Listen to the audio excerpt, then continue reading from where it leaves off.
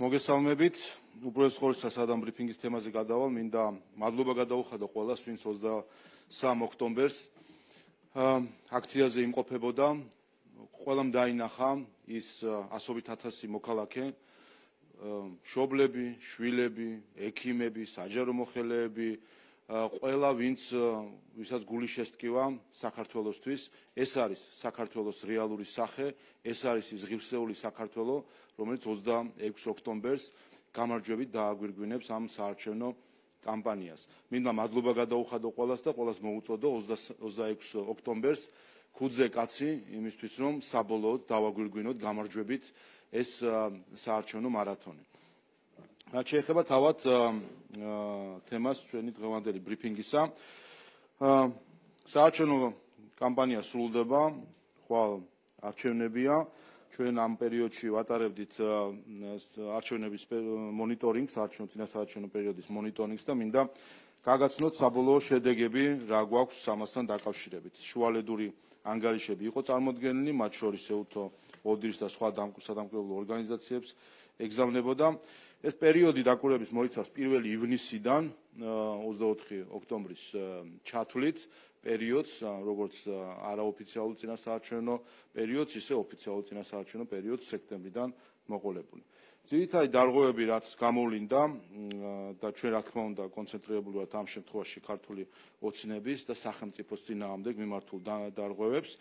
ეს არის ძალადობა და მუქარა, ამორჩეველთა მოსყიდვა, ადმინისტრაციული რესურსის გამოყენება, ნეგატიური კამპანია, კამპანიაში ხელის შეშლა, დეზინფორმაცია, უცხოური ჩარევა და არა დეკლარირებული საარჩევნო კამპანიები, რომელიც წარმოებდა. დავიწყოთ თავიდან, რაც შეეხება ძალადობას და მუქარას. ჩვენ ამ პერიოდში გვქონდა განსაკუთრებით დასაწყისში იყო პარლამენტის წევრებზე თავდასხმები, გახსოვთ ეგრეთ წოდებული ბრჭყალებში აღშფოთებული მოქალაქის კამპანია, რომლებიც ყოველ ჯერზე დასტურდებოდა, რომ იყვნენ ნაციონალური მოძრაობის და ზოგადად რადიკალური ოპოზიციის აქტივისტები, რომლებიც თითქოს და ანონიმურ მოქალაქეების სახით თავს ესხმოდნენ პარლამენტის წევრებს, მათ ოჯახის წევრებს, ემუქრებოდნენ, შეურაცხყოფას აყენებდნენ. ასეთი ფაქტი დაფიქსირდა და სხვათა შორის ეს ფაქტები არ აღწერეს ადგილობრივმა ეგრეთ წოდებულმა სადამკვირვებლო ორგანიზაციებმა, რომლებიც პერიოდის მხრივ ამ პერიოდს მოიცავენ, თუმცა თვალი დახუჭეს იმაზე, რომ პოლიტიკური თანამდებობის პირებზე პარტიული ნიშნით მიდიოდა ოპოზიციის აქტივისტების მხრიდან თავდასხმები. მეორე გახლავთ სიძულვის კამპანია უკვე დეპუტატობის კანდიდატებზე, მას შემდეგ რაც ქართული ოცნების საარჩევნო სია გასაჯაროვდა, ჩვენ ვნახეთ ოპოზიციურ პარტიების და არასამთავრობო ორგანიზაციების წარმომადგენლების მხრიდან თავდასხმები, ვერბალური თავდასხმები, სოციმედიის საშუალებით თავდასხმები მათზე, მათი ოჯახის წევრებზე. ვნახეთ ჩვენ, რომ არაფერი მორალური ბარიერი ამ არასამთავრობო ორგანიზაციების აქტივისტებს, მათ შორის ადგილობრივი სადამკვირვებლო ორგანიზაციების წევრებს, ოპოზიციის აქტივისტებს არ აქვთ, მათთვის სულ ერთია ვის ეხება ეს ჩვენ საამაყო სპორტსმენებს, რომელსაც გუშინ ტასს უკრავდნენ, თუ ეხება ეს ადამიანებს, რომელსაც ისინი შეიძლება მანამდე არ იცნობდნენ. ყველა მორალური ბარიერი მოიხსნეს, ნიღაბი ეთიკის ყველანაირად ჩამოიხსნეს და პირდაპირ შეურაცხყოფაზე იყვნენ გადასული ჩვენი სიის წევრებზე და ასევე ნახეთ საარჩევნო კლიპთან დაკავშირებით პირდაპირ ჩართული იყვნენ სადამკვირვებლო ორგანიზაციის წარმომადგენლები ბულინგში, ზეწოლაში, შეურაცხყოფაში ადამიანებისა, რომელიც მათ პოლიტიკურ გემოვნებაში არჯდებიან. ამით კიდევ ერთხელ ჩანს თუ რას ნიშნავს სინამდვილეში შინაარსით ლიბერალური ფაშიზმი, ეს ის ხალხია, რომელიც სემინარებზე, PowerPoint-ებით გვიმტკიცებენ, რომ სხვათა უფლებებისთვის ყველაფერს გადადებენ, მაგრამ როგორც კი ვინმე მათი პოლიტიკური გემოვნების მიღმა არის, იმავე მომენტში მზად არიან იმავე მომენტში, რომ ეს ადამიანი გაანადგურონ. მათ შორის ჩვენ ვნახეთ ქართული ოცნების წინააღმდეგ წარმოებული კამპანია, ბანერებზე გადაფენა წარწერების, რომელსაც ევროკავშირის მიერ დაფინანსებული სხვადასხვა მედია, ეგრეთ წოდებული მედია საშუალებები ავრცელებდნენ. ეს ჩვეულებრივი ფაშისტური კამპანია, სადაც საქართველოს მოსახლეობის უმრავლესობას აცხადებდნენ მტრად. და ამაზე დღემდე ევროკავშირის წარმომადგენლობიდან არანაირი გამოხმაურება არ ყოფილა, რაც რა თქმა უნდა ახალისებს ასეთი სახის ტერორს ევროკავშირის მიერ დაფინანსებული ორგანიზაციების მხრიდან. ქონების დაზიანება, მათ შორის ძალიან ჯიხადში იყო შემთხვევა, როდესაც მანქანა დაუზიანა ახალის წევრმა და ერთ-ერთმა აქტივისტმა. შემდეგი ამორჩევლის მოსყიდვა. ჩვენ წინასაარჩევნო კამპანიის პერიოდში ვნახეთ ეგრეთ წოდებული პარტიული ბანაკები, სადაც ახალგაზრდა ამომრჩევლები მიყავდათ სხვადასხვა პარტიებს, ოპოზიციურ პარტიებს, მათი, ასე ვთქვათ, როგორც პარტიული მხარდამჭერების,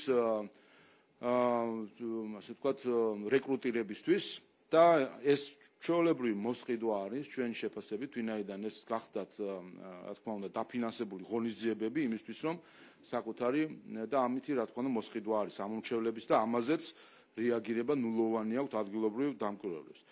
ცნობილი უკვე რამდენიმე 1000 ლარიანი წალენჯიხის ასაწყობი აუზი, რომლითაც მამუკა ხაზარაძემ თავისი მთავარი დაპირება შეასრულა, როგორც მან თქვა, და გამართა წალენჯიხაში ადრეულ შემოდგომას ასაწყობი ბასეინი, აუზი ბოდიში, რომელიც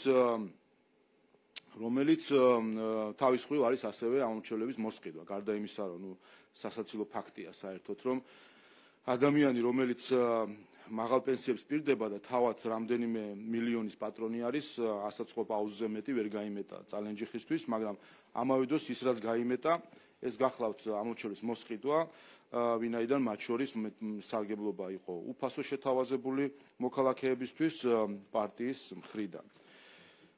შემდეგი გახლავთ ადმინისტრაციული რესურსის გამოყენება, რომელზეც ასევე თვალს ხუჭავენ ადგილობრივი სადამკვირვებლო ორგანიზაციები, ვინაიდან შეკრული არიან თავად სალომე ზურაბიშვილთან და რადიკალურ ოპოზიციასთან. რამდენიმე სახის დარღვევა არის ქალბატონი სალომეს მხრიდან. პირველი ეგრეთ წოდებული ქარტია, რომელიც არანაირად არ შედის პრეზიდენტის უფლებამოსილებაში, რომ ის ჩაერიოს პარტიების წინასაარჩევნო პროგრამის შედგენაში და მან ფაქტობრივად ამითი შეადგინა საარჩევნო პროგრამა, რომელიც ამავე დროს საქართველოს აცხადებს ბანანის რესპუბლიკად, ამბობს რა, რომ ჩვენ არ გვაქვს უნარი მოქალაქეებს ავირჩიოთ მთავრობა, რომელიც 4 წელი უხელმძღვანელობს ქვეყანას, ეს უნდა იყოს დროებითი მთავრობა, ვინაიდან მოქალაქეებს არ ყოფნის იმისი ჭკუა და გამჭრიახობა, რომ ავირჩიოთ ისეთი ხელისუფლება, რაც გვინდა. ქალბატონმა სალომემ მას შემდეგ, რაც მოიარა უცხოეთის სხვადასხვა დედაქალაქები, ჩამოვიდა პასუხით, რომ ქართველებს არ გვაქვს არჩევანის გაკეთების უნარი და ამიტომ შეადგინა რამდენიმე პუნქტიანი ქარტია, რომლის მთავარი არსი არის ის, რომ ეს იქნება, ასე ვთქვათ, დროებითი მთავრობა, რიგგარეში არჩევნები და ასე შემდეგ და შიგნით ფაქტობრივად რაც წერია, ეს არის, რომ სხვისი დიქტატით მოქმედი ხელისუფლება უნდა იყოს, რომელიც უცხოელ ბიუროკრატების ნებისმიერ მითითებას დაემორჩილება. ეს ერთი დარღვევა. მეორე დარღვევა ქალბატონი სალომე ჩართული იყო და არის კვლავ პარტიების კოალიციების შექმნაში, მათ შორის სხვადასხვა პოლიტიკურ ჯგუფებთან ჰქონდა კონსულტაცია, ამისთვის იყენებდა პრეზიდენტის სასახლეს, ადმინისტრაციულ რესურსს და იმ რესურსს, რომელიც არის მათ შორის ამ სასახლის ლოჯისტიკური მხრივ, რაც არის ასევე ადმინისტრაციული რესურსის გამოყენება და ამაზე თვალს ხუჭავენ არასამთავრობო ორგანიზაციები, ვინაიდან თავად არიან ამ შეთქმულების ნაწილი. და მესამე არჩევნების დღეს დაანონსება ეგრეთ წოდებული საკოორდინაციო პლატფორმის, შეეცადნენ არასამთავრობო ორგანიზაციები, რომ რაღაცნაირად გამოიყვანათ ქალბატონის სალომე ამ მდგომარეობიდან, მაგრამ არაფერი არ გამოუვათ აქედან. მან პირდაპირ განაცხადა, რომ ეს პლატფორმა თუ ჯგუფი თუ რა ვიცი რაც იქმნება 26 ოქტომბერს არის იმისთვის, რომ დღის განმავლობაში დააკვირდეს არჩევნებს და ბოლოს აღნიშნოს გამარჯვება. ეს არის პირდაპირ პარტიული შტაბი, რომელიც იქმნება ჩვენი ფულით დაფინანსებულ ადმინისტრაციაში, ჩვენი ფული დაიხარჯება იმ ლოჯისტიკაში, იმისთვის, რომ ქალბატონმა სალომემ თავისი გემოვნებით იზეიმოს თავის გემოვნებისში მყოფი პარტიების გამარჯვება თუ არ გამარჯვება. ამიტომ ეს არის რა თქმა უნდა ადმინისტრაციული რესურსის გამოყენება, ვინაიდან ეს არის პარტიული შტაბი, რომლის მიზანიც არის გარკვეული პარტიის თუ პარტიათა ჯგუფის გულშემატკივრობა. ამიტომ ეს არის ადმინისტრაციული რესურსის გამოყენება, თუმცა NGO-ები ამაზე თვალს ხუჭავენ. შემდეგი დარღვევა კამპანიაში ხელის შეშლა. ამაზე უკვე ამდენიმე ბევრი შემთხვევა იყო, 15-მდე არის რაზეც ჩვენ რეაგირება მქონდა, როდესაც ხდება ჩვენი დაზიანება, ჩვენი პლაკატების, ჩვენი ბილბორდების გადაკვრა, დახევა და ასე შემდეგ და ხელი შეშლა კამპანიაში. გარდა ამისა, კვლავ არის დარჩენილი 5 საათზე მეტი დრო, რომელიც რეალურად მოგპარეს TV პირველმა, მთავარმა და ფორმულამ, ლელოს, ახალის და ნაციონალ მოძრაობის კუთვნილმა ტელევიზიებმა 5 მილიონ ლარზე მეტი ღირებულების საარჩევნო დრო მოგპარეს და ამით რა თქმა უნდა არათანაბარ მდგომარეობაში ჩაგვაყენეს სხვა პარტიებთან შედარებით. შემდეგი ასევე შემდეგი რაც შეეხება ასევე უცხოურ ჩარევებს, მე ადრე ბრიფინგის სახით მოგახსენეთ, ჩვენ ამ მონიტორინგს ვაგრძელებდით 1 სექტემბრიდან 15 ოქტომბრის ჩათვლით 250-ზე მეტი განცხადება, კომენტარი თუ სხვადასხვა სახის ინტერვენცია, რეზოლუცია და ასე შემდეგ დაფიქსირდა, რაც დღეში საშუალოდ 5 სხვადასხვა აქტორის ჩარევა არის საქართველოს საარჩევნო კამპანიაში. არის სხვადასხვა სახის დაწყებული განცხადებებით, რომელიც მედია საშუალებით თუ მათი სოციმედიის საშუალებით საჯაროვდება, სადაც ისინი პირდაპირ მოუწოდებენ ამომრჩევლებს, რომ ხარი არ დაუჭირონ ქართულ ოცნებას და ეს არის ჩარევა. მეორე, დოკუმენტები, ევროპარლამენტის რეზოლუცია, 13 მინისტრის თუ მინისტრის მოადგილის ქვეყნის წარმომადგენლის განცხადება, რომელზეც სხვათა შორის დღემდე ვერ გავერკვიეთ, რა ტიპის დოკუმენტია ეს. ერთადერთი წყარო, რაც მივაგენით დღემდე, არის Interpress News-ი, ასე ვთქვათ, სადაც მოტანილია ეს ტექსტი, სხვაგან ვერსად, ვერც ერთი ამ 13 ქვეყნის ოფიციალურ ვებგვერდზე, ვერც ერთი ამ 13 ქვეყნის საელჩოს ვებგვერდზე ეს ტექსტი ვერ მოვიძიეთ. და დღემდე პასუხი არ გვაქვს, რა განცხადება იყო საერთოდ, ვისი განცხადება, ვისი ინიციატივა იყო, რატომ არის მარტო 13, თარსი რიცხვის ამბავი არის 13 თუ რატომ არ ვიცი. მოკლედ, ყოველ შემთხვევაში გაურკვევლობა არის ამ მხრივ. შინაარსობრივად, რა თქმა უნდა, ეს იყო ჩარევა საარჩევნო კამპანიაში, იმისთვის რომ მოქმედად განწყობებზე. გარდა ამისა, ჩარევა იყო ასევე 20 ოქტომბრის თავყრილობა, რომელიც NGO-ების და ოპოზიციის ერთობლივი ღონისძიება იყო და სამწუხაროდ გაუმჭვირვალობის პირობებში ჩვენ არ ვიცით ზუსტად, მაგრამ გვაქვს ეჭვი, რომ ამ აქციაზე 20 ოქტომბრის დაიხარჯა NGO-ების თანხები, ანუ უცხოური თანხები დაიხარჯა საარჩევნო ღონისძიებისთვის, რაც გახლავთ და მათ შორის ამას გვაფიქრებინებს ევროკავშირის ელჩის გამოხმაურება ამ აქციასთან დაკავშირებით და ალბათ გვიჩნდება ჩვენ საფუძვლიანი ეჭვი, რომ 20 ოქტომბრის არჩევნები დაფინანსებული იყო უცხოური 20 ოქტომბრის ღონისძიება დაფინანსებული იყო უცხოური წყაროებიდან, რაც წარმოადგენს უკანონო კონტრიბუცია საარჩევნო კამპანიაში და არის დარღვევა და გარდა ამისა არის ჩარევა საარჩევნო კამპანიაში, რაც ასევე სამწუხარო არის. გარდა ამისა, ჩვენ ადმინისტრაციული რესურსის გამოყენების მხრივ ასევე არის დაფიქსირდა ერთი ფაქტი. პარტია სახელი გიორგი გახარიას პარტია, მოკლედ, პარტიიდან დაიგზავნა მეილები საჯარო მოხელეებთან ერთი ტექსტით, დაიგზავნა ამის ყველა საჯარო მოხელეს. რა თქმა უნდა, ეს მისამართები მათ შეუძლებელია რომ ქონდეთ პარტიაში, ამიტომ არის ეჭვი, რომ მათ პარტიაში თუ პარტიასთან ახლო მყოფი ადამიანები, რომლებიც საჯარო სამსახურში იმყოფებოდნენ, რომ მათ გატანილი აქვს საჯარო მოხელეების პერსონალური მონაცემების ბაზა, მათ შორის იმეილის მისამართები და ამ ბაზის მეშვეობით მოხდა საჯარო მოხელეებთან ერთიანი მეილის დაგზავნა. ვინაიდან აქ არიან, რა თქმა უნდა, კალკული ტიპის მოხელეების იმეილ კონტაქტები შეიძლება იყოს ამა თუ იმ სამინისტროს ვებგვერდზე, თუმცა ესენი არის როგორც წესი წამყვანი თანამშრომლები, ერთი და ყველა საჯარო მოხელის მეილი არ არის ასე საჯაროდ, ასე ვთქვათ, ინტერნეტში გამოტანილი.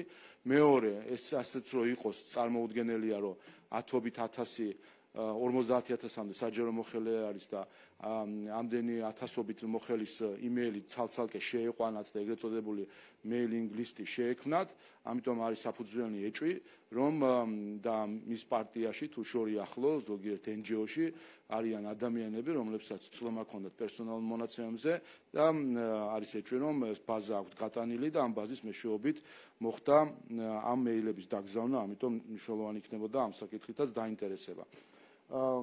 შემდეგი გახლავთ უკვე NGO-ები, რომელსაც ყველაფერზე თვალს ხუჭავენ, რაც ეხება ოპოზიციას და მათ დონორებს, ამ შემთხვევაში თვალის დახუჭვა არის არა მხოლოდ ოპოზიციას, არამედ უცხოურ ჩარევაზე შეგახსენებთ, რომ დანიის მიერ დაფინანსებული ეგრეთ წოდებული დემოკრატიის ფესტივალები, რომელიც შემდეგ დადასტურდა, რომ ეს იყო პარტიული აგიტაცია, ანტიკორუფციულმა ბიურომ საარჩევნო მიზნის მქონე სუბიექტად გამოაცხადა ის NGO, რომელიც დანიის დაფინანსებით ატარებდა ამ ღონისძიებებს. ხმა არ ამოიღეს ამაზე NGO-მა, ხმა არ ამოიღეს იმ განცხადებებს, რომელიც სხვადასხვა დიპლომატის თუ უცხოელი დიპლომატის თუ პოლიტიკოსის მხრიდან კეთდება და ჩუმად არიან აბსოლუტურად ყველაფერზე.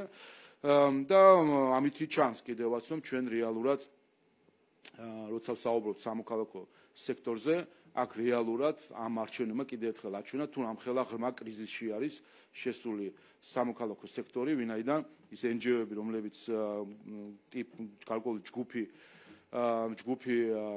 ასე ვთქვათ წახალისებული NGO-ებისგან არის პირდაპირ პოლიტიკურ საქმიანობაში ჩართული, მათ შორის კიდევ ერთხელ შეგახსენებთ ანტიკორუფციულმა ბიურომ, რამდენიმე არასამთავრობო ორგანიზაცია, საერთაშორისო გამჭვირვალობა, მრავალპარტიული ორგანიზაცია, რომელიც ასევე გამოცხადდა და რამდენიმე სხვა ორგანიზაცია, 4-5 ორგანიზაცია საარჩევნო მიზნის მქონე სუბიექტებად აღიარებდა. თქვენ ამასთან გქონდა ჩვენ ბრიფინგი, სადაც უკვე დამკვირვებლად რეგისტრირებული NGO-ებში აღმოვაჩინეთ, რომ 36% ამ დამკვირვებლებისა, ადგილობრივ სადამკვირვებლო ორგანიზაციასა პირდაპირ არის დაკავშირებული ოპოზიციურ პარტიებთან. მათში ან ოპოზიციის პარტიის აქტივისტები, ლიდერები არიან დამფუძნებლები და წამყვანი პირები, ან ოპოზიციის შემომწირველები არიან, ან პირდაპირ დასტურდება, რომ ეს არის დაკავშირებული ოპოზიციას. 36%, 16% არის ორგანიზაციები, რომლებიც პირდაპირ აწარმოებენ კამპანიას ქართული ოცნების წინააღმდეგ, ანუ არჩევნებში მონაწილე ერთი პარტიის წინააღმდეგ არიან ჩართული კამპანიაში, რაც ჯამში გვაძლევს ადგილობრივი სადამკვირვებლო ორგანიზაციის 52%-ს, რომლებიც არიან მიკერძოებული და რა თქმა უნდა მათგან მოსალოდნელი არ არის, რომ რაიმე ობიექტური დასკვნა იქნება. საერთო ჯამში რომ შევაჯამოთ, ჩვენ გქონდა როგორც ძალადობის, ამორჩეულთა მოსყიდვის, ადმინისტრაციული რესურსის გამოყენების, ნეგატიური კამპანიაში ხელის შეშლა, დეზინფორმაცია, რომელიც ასევე მნიშვნელოვანი იყო და აქ მე ხაზს გავუსვავ ერთ საკითხს, რომელიც ამას წინას თქვით, რაც შეეხებოდა გამჭვირვალობის კანონს და მის წინააღმდეგ მიმართულ დეზინფორმაციულ დაფინანსებულ კამპანიას დისკრედიტაციისთვის, რომელიც რამდენიმე დღის წინ, რომელსაც წერტილი დაუსვა სტრასბურგის სასამართლომ, რომელმაც აჩვენა თუ რას ნიშნავს რუსული კანონი, პუნქტებად ჩამოწერა რა არის პრობლემური რუსულ კანონში და ყველამ დავინახეთ, თუ არც ერთი ეს პუნქტი ქართულ კანონში არ არის და ამითი ეს საუკუნის ტყუილი რუსულ კანონთან დაკავშირებით დასრულდა. თუმცა არის ერთი ტყუილი კიდე, რომელსაც როგორც ვატყობ ჩვენ მოწმე ვართ, 17 ოქტომბერს არასამთავრობო ორგანიზაციების ჯგუფმა ჩაატარა ბრიფინგი და თქვენს, რომ მათ შეიტანეს სარჩელი სტრასბურგის სასამართლოში და თქვენს ალბათ გახსოვთ ეს ინფორმაცია. დღემდე არანაირი კომუნიკაცია არ ყოფილა იუსტიციის სამინისტროსთან, ამიტომ მე პირადად მაქვს ეჭვი, რომ მათ ეს ბრიფინგი ჩაატარეს უბრალოდ წინა საარჩევნო იმისთვის, რომ შეექმნათ კიდე ერთი თემა, რომ გასაჩივრებული არის ეს კანონი, თუმცა დღემდე არანაირი ინფორმაცია არ არის, რომ მათ შეიტანეს სარჩელი სტრასბურგის სასამართლოში. ამიტომ ესეც საინტერესო იქნება, შეტანილი აქვს თუ არა საერთოდ ეს სარჩელი სტრასბურგის სასამართლოში, რაც რა თქმა უნდა მათი უფლებაა შეუძლიათ გაასაჩივრონ, თუმცა როცა ვხედავთ, რომ წინა საარჩევნო манипуляციისთვის იყო გამოყენებული თავად თემა და ტყუილი, რომ თითქოს ეს ამ კანონს რაიმე საერთო აქვს რუსეთში მოქმედ კანონთან, სტრასბურგა თქვა, რომ საერთოდ არაფერი საერთო არ აქვს ამასთან, უთხრა ეს NGO-ებს, უთხრა ეს ოპოზიციას, უთხრა ეს უცხოელ პოლიტიკოსებს, უთხრა ეს უცხოელ დიპლომატებს, რომ ყველა ისინი ტყუოდნენ საქართველოს წინააღმდეგ და რომ ეს იყო მავნე დეზინფორმაციული კამპანია. და არადეკლარირებული საარჩევნო კამპანია ასევე ერთ-ერთი პრობლემა არის, როდესაც არასამთავრობო ორგანიზაციები პირდაპირ ჩართული არიან აგიტაციაში ქართული ოცნების წინააღმდეგ. მათ შორის 20 ოქტომბრის კიდევ ერთხელ თავყრილობა იყო ამისი მაგალითი და ნურავინ აქ სულელი არავინ არ არის, ნურავინ დაიწყოს ქართველი ხალხის მოტყუებას, უცხოელი პოლიტიკოსი იქნება ის დიპლომატი, თითქოს ეს იყო რაღაც ევროპასთან დაკავშირებული შეხვედრა საქართველოს მოქალაქეების, ეს იყო ცხადად ქართული ოცნების საწინააღმდეგო ღონისძიება, რომლებიც ორგანიზებული იყო NGO-ების და ოპოზიციის მიერ და ეს საჯაროთაც ჩანდა, რომ ეს არის NGO-ების ორგანიზებული ოპოზიციასთან ერთად და როგორც ჩანს და აშკარა იყო, რომ ამაში დაიხარჯა უცხოური ფული ამ აქციის ორგანიზებაში და გამართვაში, რაც წარმოადგენს უკანონო შემოწირულობას საარჩევნო კამპანიაში. რა თქმა უნდა, ესეც მნიშვნელოვანი იქნება, რომ დადგინდეს და მათ შორის ამ NGO-ს მოუწოდებ გაასაჯაროონ, რას მალავენ, გაასაჯაროონ, რა თანხები დახარჯეს, ვისი თანხები დახარჯეს და უთხრან საქართველოს მოქალაქეებს, ვისი ფულით ცდილობენ ისინი, რომ ზემოქმედება მოახდინონ და დეზინფორმაციული კამპანია აწარმოონ წინა საარჩევნო პროცესში. მადლობ და გისმენთ ახლა კითხვები თუ არის. მოგესალმებით, საზოგადოებრივი მაუწყებლის პირველი არხი თამუნა ციკლაური. კითხავთ თქვენი ბრიფინგის თემიდან გამომდინარე, თქვენ რამდენჯერმე თქვით აი ფაქტებს, როდესაც თვლიდით, რომ ადგილობრივი არასამთავრობო ორგანიზაციების ანგარიშებში ეს ფაქტები არ ხვდება. რამდენად გაქვთ მოლოდინი, რომ ეს ფაქტები მოხვდება საერთაშორისო სადამკვირვებლო ორგანიზაციების ანგარიშებში, მით უმეტეს, როდესაც ვიცით, რომ იგივე EU-თოოდირთან მართავთ შეხვედრებს, ხო დღესაც პრემიერ-მინისტრის კონტა შეხვედრა, ანუ გაქვთ თუ არა მოლოდინი, რომ საერთაშორისო ორგანიზაციების საკუთარ ანგარიშებში ასახავენ აი ამ ფაქტებს. რა თქმა უნდა, ჩვენ ამ ყველა ინფორმაციას ვაწვდით საერთაშორისო სადამკვირვებლო ორგანიზაციებს, ნაწილი უკვე ასახული არის, მაგალითად ის, რომ მედიის მხრიდან ხდება პოლარიზებული მედიის გარემოში ხდება რეკლამის არ გაშვება წინა საარჩევნოში, ის რომ ოპოზიცია და არასამთავრობო ორგანიზაცია არ ესწრებიან უწყებად შორის კომისიის მუშაობას, რომელსაც 10-მდე შეხვედრა აქვს უკვე ჩატარებული, რომელსაც ესწრება EU-თოოდირის სხვათა შორის წარმომადგენლები და იქ არ ჩანს არც ოპოზიცია, არც არასამთავრობო ორგანიზაციები, რომლებიც თუ კი რაიმე აქვთ მათ შენიშვნა, შეუძლიათ იქ გააჟღერონ სამინისტროების წარმომადგენლებთან, არ ესწრებიან ამას. და სხვა შესაბამისი მათ შორის საარჩევნო კამპანიაში ხელის შეშლა, სხვა ეს ფაქტები ჩვენ იმედი გვაქვს, რომ სათანადოდ აისახება სადამკვირვებლო ორგანიზაციების ანგარიშებში. ასევე კითხავთ მოლოდინებთან დაკავშირებით არჩევნების შედეგის. ერთი დღე რჩება არჩევნებამდე, ვიცით ის მოლოდინი, რომელიც აქვს ქართულ ოცნებას, იგივე პროცენტულ მაჩვენებელზეც საუბრობთ ხოლმე. როგორია მოლოდინი უკვე რეაქციების მიმართულებით, არა მხოლოდ ქვეყნის შიგნით, იგივე ოპოზიციის მხრიდან, იმ შემთხვევაში თუ კი თქვენი მოლოდინი გამართლდა. არამედ ქვეყნის გარედანაც, იმიტომ რომ აი ანგარიშის თქვენ საუბრობდით იგივე ჩარევებთან დაკავშირებით, ხო? რა რეაქციები შეიძლება იყოს და როგორ შეიძლება განვითარდეს პროცესი?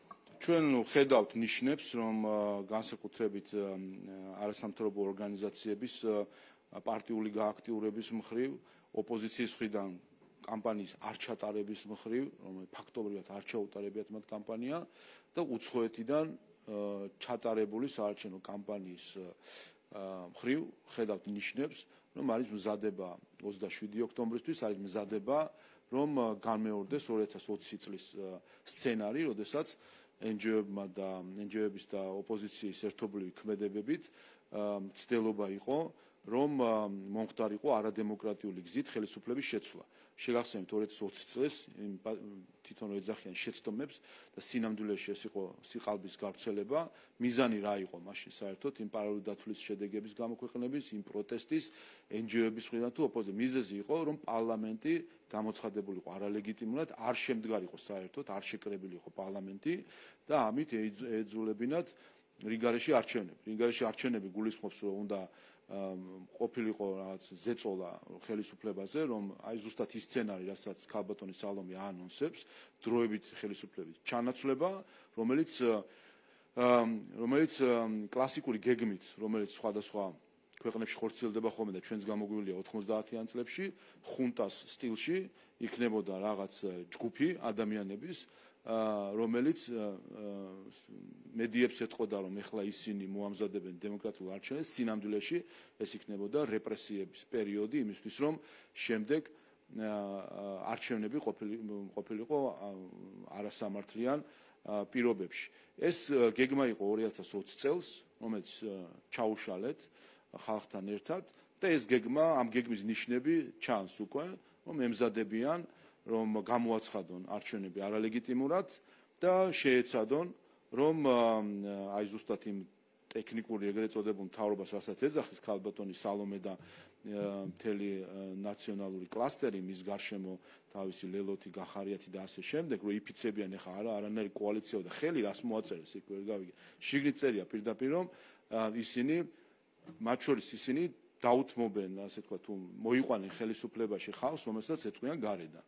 და ეგრეთ წოდებული ტექნიკური ხელისუფლება უნდა იყოს და მათ შორის გამოდის ინფორმაცია, რომ საუბარი არის მათ შორის ზოგიერთი არასამთავრობო ორგანიზაციის წარმომადგენლის სამთავრობო კაბინეტებში შეყვანაზე. ასე რომ მზადდება 2020 წლის სცენარის გამეორება და ამიტომ არის მნიშვნელოვანი, რომ ხვალ უკვე ყველა მოვიდეს არჩევნებზე და უთხრას ამ ღალატის სცენარს უარი. მთავარი ძალა ჩვენი არის სიმრავლეში, რომ ყველა უნდა მოვიდეს, ხარი დაუჭიროს ქართულ ოცნებას და ამით ხარი დაუჭიროს იმ მშვიდობიან განვითარებას, რომელიც ჩვენ უზრუნველყავით და მიუხედავად იმისა, რომ ოპოზიცია არასამთავრობო ორგანიზაციების ნაწილი და ზოგიერთი უცხოელი გვექაჩებოდა ჩვენ ქვეყნის ნგრევისკენ, 1 სანტიმეტრი არ დავთმეთ ამ ხრივ და ამიტომაც შევინარჩუნეთ ჩვენ როგორც მშვიდობა, ისე ის ეკონომიკური ზრდა, რომლითაც დღეს ვართ ნომერ პირველი მთელ ევროპაში, შეგახსენებთ. და სოფლიო სავალუტო ბანკის ფონდის პროგნოზით 29 წლის ჩათვლით საქართველო იქნება ნომერ პირველი ქვეყანა მთელს ევროპაში ეკონომიკური ზრდის ტემპით. აი ამას უნდა რომ დაარტყან სინამდვილეში ყალბი ლოზუნგებით, ყალბი ფასეულობებით შემოვარდებიან და პირველი რასაც გააკეთებენ, რაც უწერია თავის საარჩევნო დაპირებებში, პირველი არის რომ დაუწესებენ რუსეთს სანქციებს და შეასრულებენ ყველაფერს, რაც რეზოლუციაში ჩაუწერა ევროპარლამენტმა და როგორც იქნა 2 წლინახევრის თავზე და იმ ჭიდაობის თავზე, რაც ჩვენ გადავიტანეთ, რომ არ დაგვეშვა სანქციების დაწესება და ამ სანქციების ომში შესვლა, რას დაჟინებით მოითხოვდნენ ჩვენთან, 2 წლინახევრის თავზე იქნებ ახლა უკანონო გადატრიალებით შეძლონ რომ აასრულონ ის მოთხოვნა, რომელიც ამდენი ხანია იყო დაყენებული საქართველოს წინაშე, დააწესონ სანქციები და დაანგრიონ ეს ქვეყანა ეკონომიკურად და დიდი ალბათობით ამ ხრივ შეიყვანონ სამხედრო დაპირისპირებაში. და კიდევ ერთი პოლიტიკურად რომ შეაფასოთ ის სამართლებრივი საქმე, რომელიც ეხება ეგრეთ წოდებული კოლ-ცენტრების საქმეს გულისხმობ ამ შემთხვევაში, გუშინ ნახეთ რამდენიმე ოფისში ჩატარდა ჩხრეკა და როგორ ფიქრობთ, სად მიდის კვალი რა მიმართულებით და როგორ შეაფასებთ ზოგადად ამ? ვერ გეტყვით, ხა მე არანაირი ინფორმაცია გარდა იმისა, რაც საჯაროდ გაჟღერდა ამ თემასთან დაკავშირებით არ მაქვს, თუმცა ჩვენ გამოცდილება ვკარნახობს, რომ ასეთი სქემების უკან შემდეგ ყოველთვის მოიძებნება ხოლმე ბატონი კეზერაშვილის კვალი, რომელიც შეფარებული ყავს ევროკავშირს თავის ტერიტორიაზე და არ გვაძლევს ჩვენ იმისთვის, რომ მოიხადოს სამართლიანი სასჯელი იმისთვის, რომ ქართული ჯარი გააღატაკა, გაძარცვა ბოდიში 5 მილიონი ევრო, რომელიც მან ომამდე, 2008 წლის ომამდე რამდენიმე თვით ადრე ქართულ ჯარს მოპარა. ეს ადამიანი დღეს თავისუფლად გადაადგილდება ევროკავშირში, თავს აფარებს ევროკავშირი და ევროკავშირი იფარებს მას, ის იქიდან ღიად აფინანსებს რადიკალურ ჯგუფებს, თავისივე აღიარებით, ის ღიად აფინანსებს ტელევიზიას, მიზიარი, ამას აღიარებს, ის ღიად აფინანსებს არასამთავრობო ორგანიზაციებს, რასაც ასევე აღიარებს. და ხედავთ, საიდან მოდის ეს ფული, მოდის ისევ ევროპელი პენსიონერების გაძარცვით. ჯერ ქართული ჯარი გაძარცვა და შეიფარეს ევროპაში და ეხლა ევროპელ პენსიონერებს ძარცვავს და მაინც თბილად არის ევროპაში, ისე რომ არაფერი ემუქრება. ხედავთ, დადის ხან ლონდონში, კაფეში ზის ამერიკელ ლობისტებთან ერთად, ხან სად და ხან სად. მოგესალმებით ბატონ შალვა, ანუ კიჩხეკვაძე ტელეკომპანია იმედი. გუშინ ერთი არჩევნებამდე ერთი დღით ადრე ნაციონალური მოძრაობის ბანერებზე გამოჩნდა გადაფარებული პოსტერები წარწერით ნაცების კლასტერი უდრის უსამშობლო აგენტებს. რას გეუბნებათ ეს თქვენ და რას ნიშნავს ეს ამ მომრჩევლისთვის? ნახე მეც მედიაში გავეცანი, ნახე ეს ფოტოები მათ შორის და ეს როგორც ჩანს არის ქართველების პასუხი იმ უსამშობლოების მიმართ, რომლებმაც ამდენიმე დღის წინ საქართველოს მოსახლეობის უმრავლესობა გამოაცხადეს მტრად. ამას აკეთებდნენ ევროკავშირის მიერ დაფინანსებული მედია, ამას აკეთებდა ამერიკის შეერთებული შტატების სახელმწიფო მედია, რადიო თავისუფლება, რომელიც ავრცელებდა ამ მართლაც ფაშისტურ მოწოდებებს, რომ მთლიანად მოსახლეობის უმრავლესობა გამოაცხადო მტრად. ეხლა ამაზე მეტი ფაშიზმი სხვა რაღა არის, როდესაც მოსახლეობის უმრავლესობას აცხადებს მტრად, ანუ მას აცხადებს სამიზნედ შურიზიების, ძალადობის, ბულინგის, ზეწოლის და ამას ავრცელებს ის მედია საშუალებები, რომელიც ფინანსდებიან ევროკავშირის ბიუჯეტიდან და ამერიკის შეერთებული შტატების ბიუჯეტიდან. რა თქმა უნდა, მოსახლეობის უმრავლესობას, როდესაც მტრად გამოაცხადებს რამდენიმე უსამშობლო ჯგუფი, ამაზე მოსახლეობას რომ ექნება რაღაც რეაგირება, ხედავთ და სავარაუდოდ ესეც არის. კარგია, რომ საქართველოს პატრიოტები ასეთ ფაშისტურ გამოვლინებებზე სათანადო პასუხს სცემ. ზურე ჯაფარიძე ოცნების მხარდამჭერებს გამოთაყვანებულს უწოდებს პარალელურად ლევან ხაბეშვილის განცხადებაც ვნახეთ, რომ ოცნების ამომრჩეველი და მხარდამჭერები არიან დაღრეჯილი და ნარკომანი, ასე განაცხადა. აი რას ნიშნავს თქვენთვის ეს შეურაცხმყოფელი განცხადებები ოპოზიციის მხრიდან? ეს ნიშნავს, რომ ესე ვთქვათ, ხელები ეფხანებათ, რომ გონთ რაიმე ძალაუფლება მიიღონ, ეს გამოვლინებაა იმისი, რასაც სინამდვილეში აპირებენ თუ კი ხელისუფლებაში მოვლენ. გამოთაყვანებული და მტრად გამოცხადება კი არა, სათითაოდ გაჟუჟავენ ამ სიტყვის პირდაპირ მნიშვნელობით ყველას, ვინც მათ არ ეთანხმება. ამას აკეთებდა ეს ხალხი 2012 წლამდე ციხეებში წამების სისტემით, ზღვაში ნავით გაყვანით და იქ დახრჩობით, გზაზე გაჩერებით და ადამიანის გადმოყვანით და დახვრეტით, კორტებთან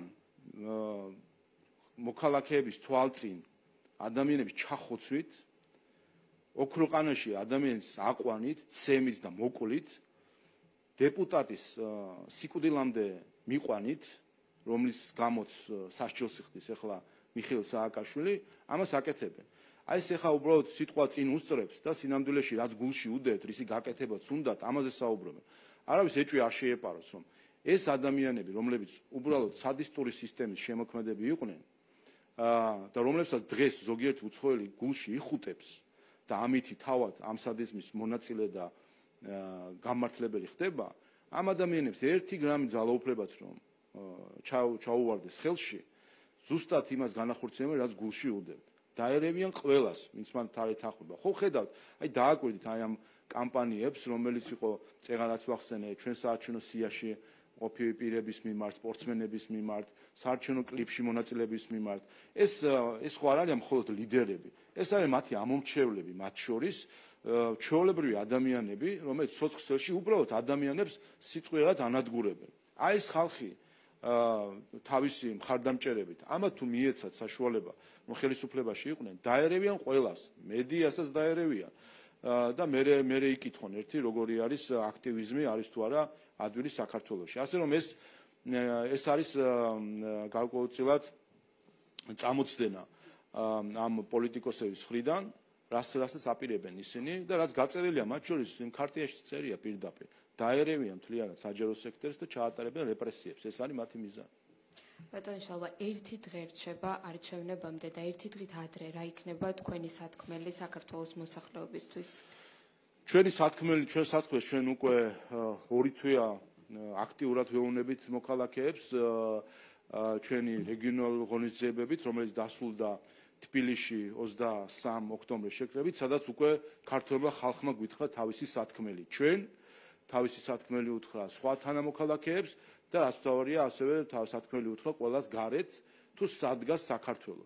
შეუძლებელია საქართველო იდგას იმათ მხარეს, ვინც ეკლესიას აგინებს, ვინც პატრიარქს აგინებს, ვინც ხატებს შეურაცხყოფს და ამის ნორმალიზება უნდა. და ეს არის კოლექტიური რადიკალური ოპოზიცია, რომელიც ამ პლატფორმაზე დგას. შეუძლებელია ქართველი ხალხი იდგას იმათ მხარეს, ვინც საქართველოს მიეკაჩება რუსეთთან დაპირისპირებისკენ და ამით დაანგრევა უნდა ჩვენი ქვეყნის, იმიტომ რომ უცხოელს ასიამოვნოს, ვიღაცამ შეაქოს, რომ მადლობა რომ რეზოლუცია შეასრულე და დააწესე სანქციები, მადლობა რომ ჩემი მოწოდება გაითვალისწინე, დააწესე სანქციები. მერე რა თუ შენი ეკონომიკა ჩამოშალე, მერე რა თუ მტყვია გავარდა და ვიღაცას მოხდა. სამაგიეროდ დიდი მიზნები არსებობს გლობალური და ამ გლობალურ მიზნებს უნდა შეწირავენ თავის ხალხს. რა თქმა უნდა, ამად გვერდზე არასდროს დადგება ქართველი ხალხი და ქართველი ხალხი 26 ოქტომბერს ზუსტად ის ხალხი, რომელიც ჩვენ 23 ოქტომბერს ვიხილეთ თბილისში, ის ხალხი, რომელიც ჩვენ 17 მაისს ვიხილეთ თბილისის და რეგიონების ქუჩებში, აი ეს ხალხი გამოვა და საკადრის პასუხს გასცემს ყველას, ვინც საქართველოს მტრობს. ბატონო ჟალო, თქვენ call ცენტრებზე უკვე ისაუბრეთ, თუმცა ერთ დეტალზე მინდა გავამახვილა ყურადღება, ქრონიკამ მტკიცებულებები მოიპოვა საჯარო რეესტრიდან, რომ ოფიციალურ ამონაწერით დასტურდება, რომ ეს შენობა და ეს სივრცე ეკუთვნოდა ალექსანდრე ნინუას. პარალელურად არსებობს ინფორმაცია, რომ აქ წინა საარჩევნო რევოლუციური გეგმებისთვის ფინანსდებოდა მათ შორის ოპოზიციის წარმომადგენლები და ემზადებოდნენ არჩევნების მეორე დღისთვის. თქვენთვის რას ნიშნავს ეს დეტალები და რას გეუბნებათ ეს ფაქტები? კიდევ ერთხელ თქვენ ვისაც ასახელებთ ის გახლავთ კეზერაშვილის მოადგილე, ისიც გასამართლებული რამდენადაც მახსოვს მე 5 მილიონის მოპარვის საქმეზე დავით კეზერაშვილთან ერთად და ეს არის ეს კავშირები. რა გვიკვირს 2020 წელს ამ მეთოდებით ცდილობდნენ, სხვათა შორის მე გაიკვირა მაგალითად არასამთავრობო ორგანიზაცია სირცხვილიას ერთდროულად აფინანსებდა ევროკავშირიც და დავით კეზერაშვილიც.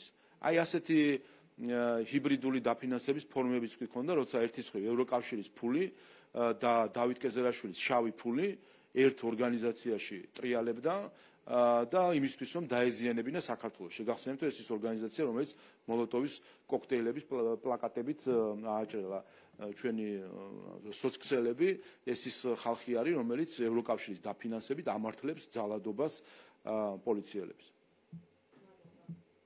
მოგესალმებით, სალომე გობრონიძე, ტელეკომპანია პოსტევი. მე მინდა გკითხოთ ბელგიის ლტოლვილთა და მოქალაქეობის არ მქონე პირთა გენერალური კომისრის ოფისის განცხადებაზე. ბელგიურმა უწყებამ ხოშტარიას, ზურა ჯაფარიძის პარტიები, ასევე ტევ პირველი და ნეტგაზეთი ტყუილში ამხილა ერთგვარად რომ თქვათ, ამ ადამიანებმა გაავრცელეს დეზინფორმაცია, თითქოს ბელგიური უწყება ქართველ დიასპორელებს მოუწოდებდა არჩევნებში მონაწილეობის მიზნით რეგისტრაციისკენ, რაც არის ტყუილი და აპირებენ სამართლებრივი დავის დაწყებას. როგორ აფასებთ ამ ფაქტს?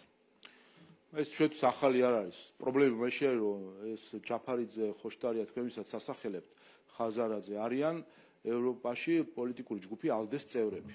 ასე რომ ბელგიის ამ უწყებამ მიმართოს ალდეს, რა უნდათ რადიკალებს, დეზინფორმაციის გამავრცელებლებს პოლიტიკურ ჯგუფებში, რომელიც წესით დემოკრატიას და ადამიანის უფლებებს უნდა ღაღადებდნენ.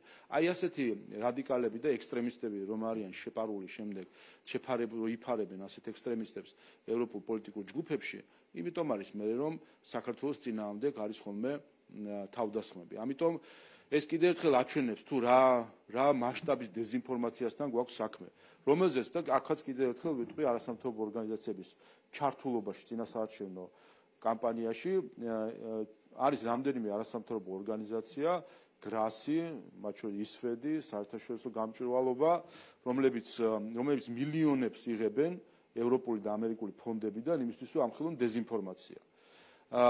თქვენ რაიმე გსმენიათ ერთი რომელიმე ორგანიზაციისგან ამ დეზინფორმაციის მხილება, როდესაც სხვას ყველაფერს გამოეკიდებია ხოლმე. რაიმე გსმენიათ, რატომ? იმიტომ ხელსაფარებენ რომ ეს ტყუილი დაიჯეროს ხალხმა.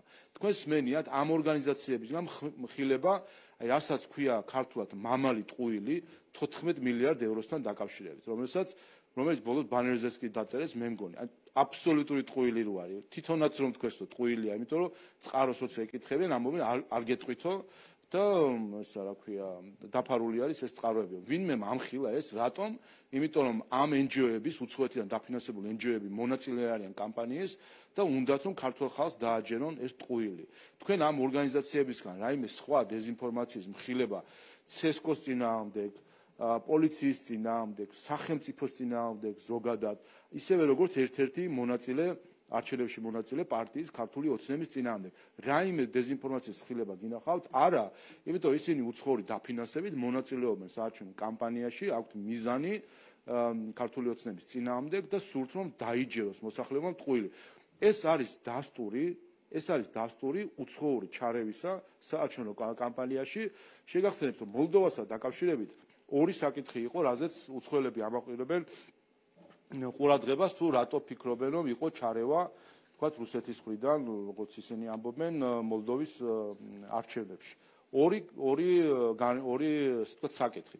პირველი ეს არის ფინანსები, რომელიც უცხოეთიდან შემოდიოდაო ჩვენთან რა ხდებოდა 20 ოქტომბრის ღონისძიება ვინ დააფინანსა უცხოური ფინანსები არის ხო დემოკრატიის ფესტივალი ეგრეთ წოდებული სადაც პარტიული ღონისძიება იყო და აგიტაცია ტარდებოდა ვისი დაფინანსება იყო უცხოური დაფინანსება არის ხო ეს ორგანიზაციები რომლებიც ამ კამპანიებში არიან ჩართულები ვისგან ფინანსდებიან უცხოეთიდან ამიტომ ზუსტად ერთ-ერთში საქართველოში უცხოური დაფინანსებით ხდება უცხოური დაფინანსება არის საარჩევნო კამპანიაში მონაწილეობს და მეორე გარემოება მოლდოვასთან დაკავშირებით იყო დეზინფორმაცია რომელსაც ავრცელებდა თქვათ მათი მტკიცებით რუსეთი თუ რუსეთისგან დაფინანსებული არის ორგანიზაციები ჩვენთან ამ დეზინფორმაციას ვინ ავრცელებს არასამთავრობო ორგანიზაციები მაგალითად რომლებიც ამტკიცებენ რომ პარტიული ტელევიზიების მხრიდან ქართული ოცნების კლიპის არ გაშვება იყო სწორი რაც გახლავთ ტყუილი ეს დაადასტურა კომისიამაც ეს დაადასტურა სასამართლომაც და ამას საღიაზრის ადასტურებს იმიტომ რომ მუხლი ვერ მოყავთ კანონი ვერ მოყავთ ვერსეთი რომელიც ამას გაუმყარებდა ამიტომ დეზინფორმაციაში ჩართული არიან საია გამჭვირვალობა ისვედი უცხოური დაფინანსება ჩართულია ქართულ საარჩევნო კამპანიაში დეზინფორმაციის სახით ისე როგორც სხვა ბევრი დეზინფორმაცია პირადობის მოწმობასთან დაკავშირებით ეს NGO-ები უკვე მერამდენეთ ამბობენ ამ ტყუილს ხო 2018 წელს სახეებით გვახსოვს ხალბატონი გიგაური რომელიც გამოდიოდა რომ აი ყალბი პირადობის მოწმობები იბეჭდება და როგორც კი დაიბარეს შემდეგ პროკურატურაში კი ბატონო აბა ჩვენება მოგოცით გაჩუმდა ყველა გაისუსა ვერაფერი ვერ თქვეს და არ ითანამშრომლებს გამოძიებასთან იმიტომ ჩვეულებრივი ყალბი ახალი ამბავი იყო იგივე იყო 2021 წლის არჩევნებში პირადობის მოწმობასთან დაკავშირებით და ახლა ზუსტად იგივე ტყუილს იმეორებენ მე მგონი ამ ხალხს ქართული ხალხი ამ NGO-ს ქართული ხალხის სულელები გონიათ რომ მეხსიერება არ აქვს და ვერ გაიხსენებენ რომ იგივე ტყუილს იმეორებენ რაც ჰქონდა 2021 წელს ამიტომ როგორც ფინანსებით ისე დეზინფორმაციის გავრცელებით უცხოური მონაწილეობა არის საარჩევნო კამპანიაში და არის თან უპრეცედენტო მონაწილეობა საარჩევნო კამპანიაში რაზეც რა თქმა უნდა არჩევნების შემდეგ ჩვენ გვექნება სათანადო საუბარი იმ ქვეყნებთან თუ ორგანიზაციებთან რომლებმაც ასეთი არამეგობრული ქმედებები ჩაიდინეს. გამარჯობა ხატია სამხარეძე TV პირველი ბოდიში. მოგესალმებით ბატონაშავა კეცანთარაია ტელეკომპანია რუსთავი არის.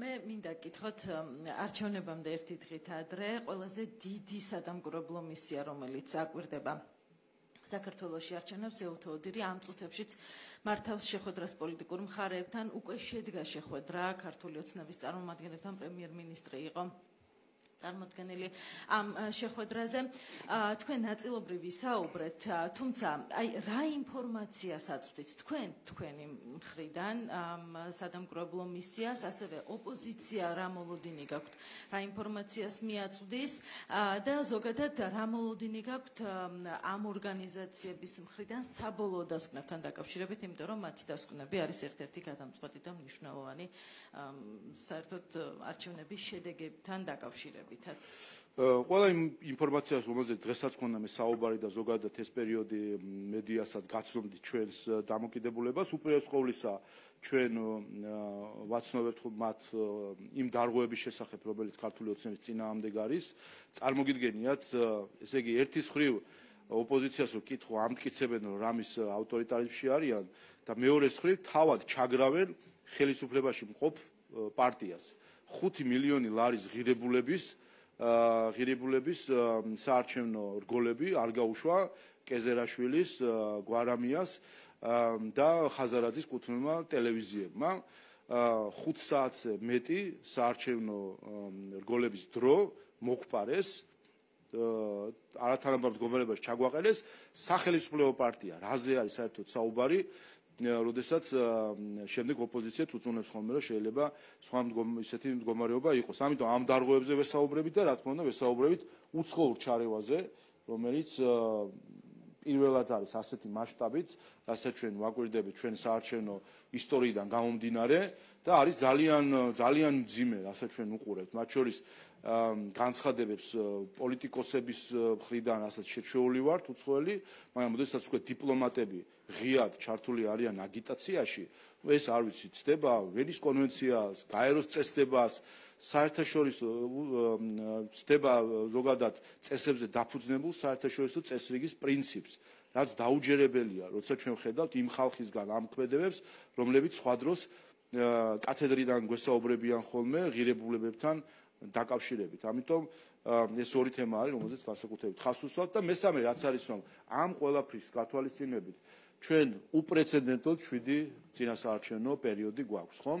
მე მგონი, ასე თუ ისე გავიხსენებთ საპარლამენტო არჩევნებს გულისხმობ, ასეთი 7 საარჩევნო გარემო არ ყოფილა, ის დარღვევები, რომლებიც შეიძლება იყოს ჩვენს წინააღმდეგაც არის ცალკეული, ასე ვთქვათ, ცალკეული ინციდენტები, თუმცა ყველა, მათ შორის ოპოზიციაც აღიარებს, როგორც ხვდები ჩვენ, რომ ყველა აღიარებს, რომ 7 გარემო, მოვედით უკვე არჩევნების წინა დღე არის და ამ ხრივ ესეც ზუსტად ხელისუფლების მხრიდან გადადგმული პრევენციული ნაბიჯების შედეგია, მათ შორის რომ არ მივეცით საშუალება პროვოკაციებისზე რომ წამოიგოთ ხელისუფლება თუ თუნდაც ჩვენი პარტიის წარმომადგენლები. და მოლოდინებთან დაკავშირებითაც რო გითხრათ, რას ელოდებით უკვე საბოლოო ანგარიში, ან შუალედურ ანგარიში, აი მოხდება თუ არა ეს თქვენ მიერ დასახელებული ფაქტები და იქნება თუ არა ამაზე რეაგირება იმ ფარგლებში, რა ჩარჩოშიც მუშაობს. ახლა ეს უკვე ამ ორგანიზაციების გადასაწყვეტია რას და როგორ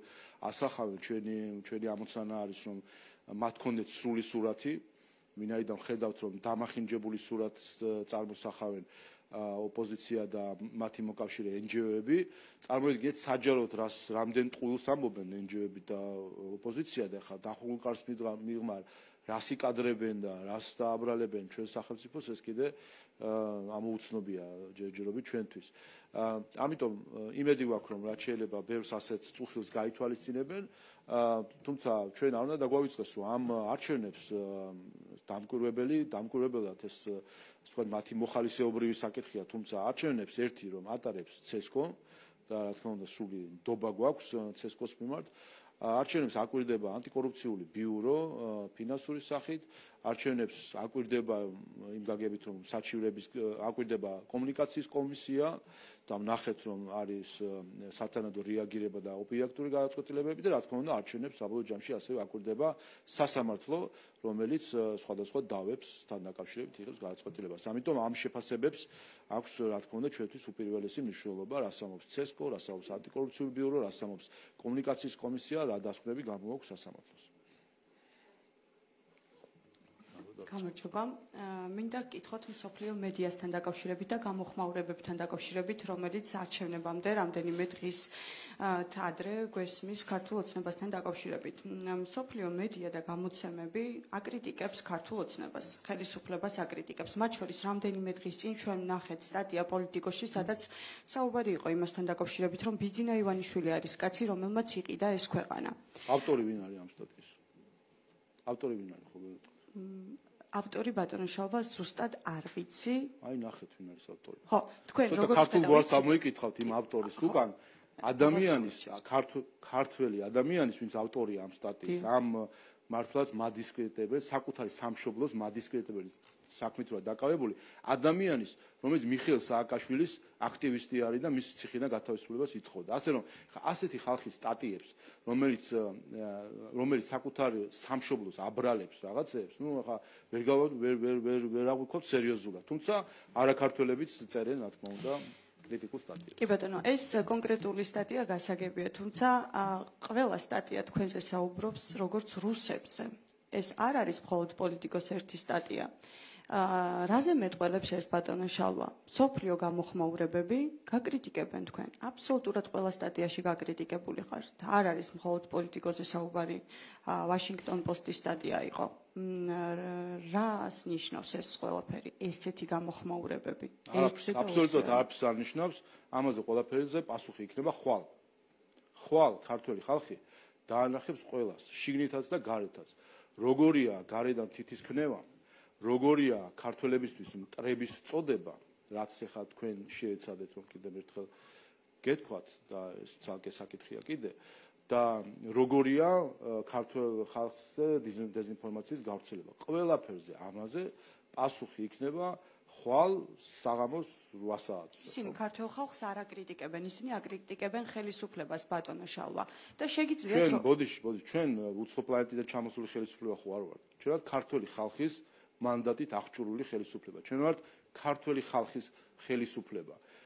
ასე ფიქრობენ დემოკრატიული ადამიანები და როდესაც ვინც ხალხის და ხელისუფლების ერთმანეთისგან გაცალკევებას ამას აკეთებენ ტოტალიტარული რეჟიმის და იდეოლოგიის მქონე ადამიანები, რომლებიც ხალხს არაიგივებენ, ხელისუფლებას არაიგივებენ ხალხთან. საქართველოს ხელისუფლება წარმოადგენს აი იმ ხალხს 23 ოქტომბერს, რომ იხილა ოპოზიციამ და 2 დღეა ტრაურში არის, ტრაურშია ჩამოსტირით ცხვირპირი, დაინახეს რა, სადღაც ქართველი ხალხი. საქართველოს ხელისუფლება წარმოადგენს იმ ხალხს, რომელიც 17 მაისს იყო გამოსული საქართველოს ქალაქების ქუჩებში და ცხვირპირი ჩამოტიროდა ოპოზიციას, მათ აქტივისტებს, მათ ამომრჩევლებს, ხალხს, რომელიც ჩვეულებრივი მოქალაქეები არიან და სოციალურ ქსელში ჩვეულებრივი ბოღმის გავრცელებით არიან დაკავებული. ამას ყველაფერს კიდევ ერთხელ საერთო ჯამში პასუხს ამ ხალხს წარმოადგენს საქართველოს ხელისუფლება და ამას დაინახავს ყველა ხვალ საღამოს როცა. ბატონ შალვა, შეგიძლიათ ერთი სტატია მაინც დამისახელოთ, სადაც ქართულ ოცნებაზე დადებითად საუბრობენ? მოკლედ, უყურეთ რაშია საქმე, თქვენ ხო საქართველოს მოქალაქე ხართ, ხო?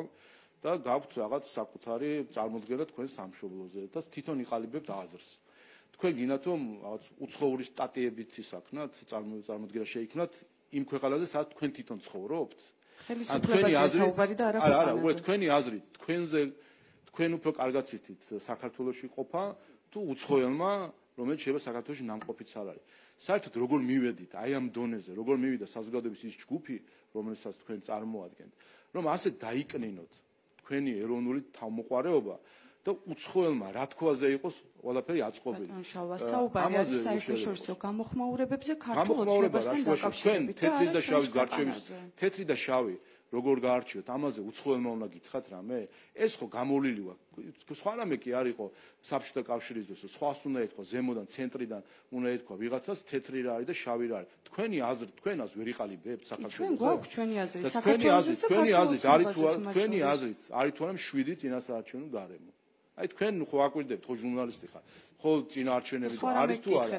არის თქვენი აზრით, საქართველოში ხდებოდა თუ არა სანქციების გვერდის სწავლა. ამაზე ხო ბევრი სტატია წაგიკითხავთ, რომლებიც აბრალებდნენ ამას. თქვენი აზრით, რა დაინახეთ, ხო არ ხდებოდა ეს ყველაფერი. აი ასე არის გამიგეთ, როცა თან იცით მე კიდე ცალკე ხედავთ, რომ ამოვარდება ხოლმე ამერიკულ რეესტრებში ლობისტები როგორ მუშაობენ, კორუფცია როგორ არის მოდებული, მათ შორის სტატიების გამოქვეყნების მხრივ. ამიტომ ჩვენ ამოდივართ არა იქიდან, ვინ რას ამბობს. ესეთი გადაცემა იყო 90-იან წლებში ამბობენ. ამბობენზე კი არ ვარ ჩვენ ჩვენი თვალები გვაქვს და ამ თვალებით ვხედავთ. ჩვენი ყურები გვაქვს და ამ ყურებით გვესმის. და ჩვენი გონება გვაქვს იმისთვის, რომ გავსაჯოთ რა არის ტყუილი და რა არის სიმართლე. ბატონ შალვა, ადმინისტრაციული რესურსის გამოყენებასთან დაკავშირებით მინდა ასევე გკითხოთ, დააშინება ამომრჩევლების ტერორი, მოსყიდვის მცდელობა, პირადობის მოწმობების ჩამორთმევა, ამ დარღვევებთან დაკავშირებით საუბრობენ არასამთავრობო ორგანიზაციები. თქვენ რა პასუხი გაქვთ ამ საკითხებთან დაკავშირებით? ერთმანეთს ესაუბრონ, მანამ სანამ მტკიცებულებებს არ წარმოადგენენ. ეს საუბრები და ჭორაობა ჩვენ გვსმენია 2021 წლის არჩევნებში პირადობის მოწმობებით და 2020-ის არჩევნებში და სხვა დროსაც გვსმენია. კიდე ერთხელ დაბრალება ადვილია ხა, დაბრალებას რა უნდა? ენას ძვალი არ აქვს, მაგრამ მტკიცებულებების წარმოდგენაზე როგორ არის? სხვა შორის აი ამ ორგანიზაციების გაერთიანების სპიკერმა ერთ-ერთ ბრიფინგზე სადაც საუბრობდა ადმინისტრაციულ რესურსზე, მას კითხეს, რომ მტკიცებულებები თუ გაქვთო ქალბატონ თოლორაიას კითხეს და მან უპასუხა რომ მტკიცებულებები ჩვენი საქმე არ არისო ჩვენ უნდა დავაბრალოთო და სახელმწიფო მოიძიოს ახლა მტკიცებულებებია. ხა ამას რო ამბობს ხალხი რომელიც ამოსო დამკვირვებელია და რაღაცა ანგარიშებს აკეთებს, ეს ხო აბსოლუტური აბსურდი არის, ასეთ ტყუილებს მოიგონებს ყველა და მე ახლა შენ ამტკიცე რომ სპილო არ ხარ ახლა რა დამოკიდებულება. მტკიცებულებები არ შეეცებობს ბატონ შალვა, სკრინები გამოქვეყნდა, ვოისები გამოქვეყნდა მათ შორის. არა, უყურეთ საქმეც, აი მე ახლა ციტირებდი ამ სადამკვირვებლო ორგანიზაციების გაერთიანების სპიკერს ქალბატონ თოლორაიას, რომელმაც კითხვაზე გაქვთ თუ არა მტკიცებულებები, პასუხი გასცა რომ მტკიცებულებები ჩვენი საქმე არ არის, სახელმწიფო მოიძიოს. ეს ერთი. მეორე, თუ კი რაიმე მტკიცებულებები აქვს, ბრიფინგები კი არ უნდა ატარონ. არის უწყებათშორის კომისია იუსტიციის სამინისტროსა, სადაც ყველა უწყება წარმოდგენილია, უცხოელი დამკვირვებელიც იქ ხედან. ეუთო ოდირი, ენდია იქ ხედან, იქ არიან სხდომებზე, მივიდნენ ამ სხდომაზე, წარადგინონ ეს სკრინები იქნება თუ რაც იქნება, წარადგინონ, რატო არ მიაქვთ იქ? იქ ხომ მარტო არ იქნები თუ არენდობიან თავისი აზრით სახელმწიფო სტრუქტურებს, იქ არიან იქვე შედან ნეუთრალობის დამკვირვებლები იმ სხდომაზე. ჩატარდა თუ არ ვცდები 7 სხდომა უკვე არც ერთზე არ მისულან NGO-ები, არც ერთზე არ მისულან ოპოზიციის წარმომადგენლები. ეს გვაფიქრებინებს ჩვენ საღი აზრის დონეზე და ამის არ გვჭირდება რომ პოლიტიკოსი სტატია დაიწეროს, შეგვიძლია ჩვენ თვითონ გამსაჯოთ რომ აი უყურეთ ადამიანი აბრალებს რაღაცას, მე ეკითხებიან მტკიცებულება თუ გაქვს, რომ ამაზე პასუხობს რომ მტკიცებულება რა ჩემი საქმეა, სახელმწიფო მოიძიოსო, მე იგებ რომ სახელმწიფოს შექმნილია კომისია, სადაც უცხოელები შედან და იქ არ მიდის ეს მტკიცებულებები თუ რამე სკრინები აქვს, არ მიაქვს, შესაბამისად გამოგვაქვს დასკვნა, რომ ეს არის დაბრალება და არა რაიმე ხელშესახები ფაქტი. ბატონო შალვა, ტელეკომპანია ფორმულა სალომე ლაბაძე. მე მინდა გკითხოთ CESCO-სთან დაკავშირებულ ცვლილებაზე, ანუ იმაზე, რომ სტრატეგიული ობიექტების ჩამონათვალში შეიყვანა არჩევნებამდე 3 დღით ადრე მთავრობამ CESCO. რატომ მოხდა ეს არჩევნებამდე 3 დღით ადრე? რამე მყისიერ ინფორმაციას დაეყრდენით თუ აი რასთან გვაქვს საქმე? აი საყურადღებოა ეს ამბავი და გვინდა რომ ამხრივ ვინმე რამეს აპირებს თუ? აი თქვენგან გვაინტერესებს ვინმე რამეს აპირებს თუ რატომ გადაწყვეტილება? თუ არაფერს არ აპირებს, რა პრობლემა არის, უყურეთ? თუ ეს პრობლემა ეს არის ჩემი შეკითხვა. არა, რა საჭიროა ეგ კითხვა. რახან ამ კითხვას სვავთ და გუშინ რამდენიმე მედია მას თქვა, რახან ამ ყურადღება მიაქციეთ. აქ რა თქმა უნდა უკვე წარმოიშობა საპასუხო კითხვა, რომ საერთოდ რატო არის ეს პრობლემა? თუ კი არავის არ აპირებს, არც თავდასხმას CESCO-ზე, არც ბლოკირებას CESCO-ში, რა მნიშვნელობა არის თუ არ არის? და თუ კი ვიღაც და როგორც ჩანს, ვიღაცა რაღაცებს აპირებს, რადგან ჩვენ არაერთხელ ვთქვით, რომ მზადება არის 27 ოქტომბრისთვის და ახლა ამის საფრთხეს ხედავთ. სიამოვნეში ეს არის მთავარი პრობლემა, რომ ესეც არის ფროიდისეული წამოწდენა თქვენი მხრიდან და თქვენი ტელევიზიის პატრონები იქნებიან, ოპოზიცია თუ NGO-ები, წამოწდნენ იმის, რაც სინამდვილეში ჩანაფიქრები იყო, რომ პარლამენტზე, CESCO-ზე თუ სხვა ასეთი შენობებზე მიტანილიყო შტურმი, რაც ჩვენ ნახეთ, ხო? ეხლა 2020-ში თქვენ არ ნახეთ, ან 21-ში არ ნახეთ. თქვენი თვალით არ უყურებდით, ხობეები რო გაგანგრიეს. ბატონო შალვა, თუ 2020-ის და 21-ის მოვლენებს ეყრდნობით და ამაზე დაყრდნობით იღებთ ამ გადაწყვეტილებას, რატომ იღებთ გადაწყვეტილებას არჩევნებამდე 3 დღით ადრე და არა მანამდე? არა, უყურეთ, ეს არის ბრძანებულება, რომელშიც გაწერილია სტრატეგიული ობიექტები, რა თქმა უნდა, მნიშვნელოვანი იყოს, რა თქმა უნდა, მნიშვნელოვანი არის, რომ ამ ხრივ იყოს სამართლებრივი ბაზა გამართული. კიდევ ერთხელ, თუ არავინ არაფერს არ აპირებს, საერთოდ რატომ ამახვილებს იმე ყურადღებას და თუ კი ვინმე რამეს აპირებს, ძალიან კარგი იცოდნენ, რომ რა თქმა უნდა, ასეთი თავდასხმა არ შეიძლება. რაც სხვათა შორის აქამდეც ასე იყო. სტრატეგიული ობიექტი პარლამენტი და CESCO ყოველთვის იყო. ეს ბრძანებაში ახლა გაწერილია ჩამონათვალის სახით, თორე ჩვენ სტრატეგიულ ობიექტთან დაკავშირებით სისხლის სამართლის შემადგენლობა არის და რა თქმა უნდა პარლამენტი და სხვა ასეთი შენობები ისედაც იგულისხმება სტრატეგიულ ობიექტებს. ანუ იმის თქმა, რომ თქვენ გაქვთ რაღაც ინფორმაცია, რაღაც ახალი ინფორმაცია, რამაც მიგაღებინათ ეს გადაწყვეტილება, სწორია ასე ვიფიქროთ? არა, ამ ხრივ არა, გარდა იმისა, რომ ჩვენ ისედაც ვამბობთ ჩვენი დაკვირვებით, რომ ოპოზიცია და NGO-ები ემზადებიან იმისთვის, რომ არ აღიარონ არჩევნები და მოაწყონ არეულობა. ერთიც უნდა გითხრათ, თქვენ წეღან თქვით, რომ ამ დრომდე არ მიუმართავთ სტრასბურგისთვის რუსული კანონის მოწინააღმდეგებს, მაგრამ ცნობილია ამის შესახებ. ჯერ კიდევ 17 ოქტომბერს გაგზავნეს სარჩელი. 17 ოქტომბერს ჩაატარეს ბრიფინგი.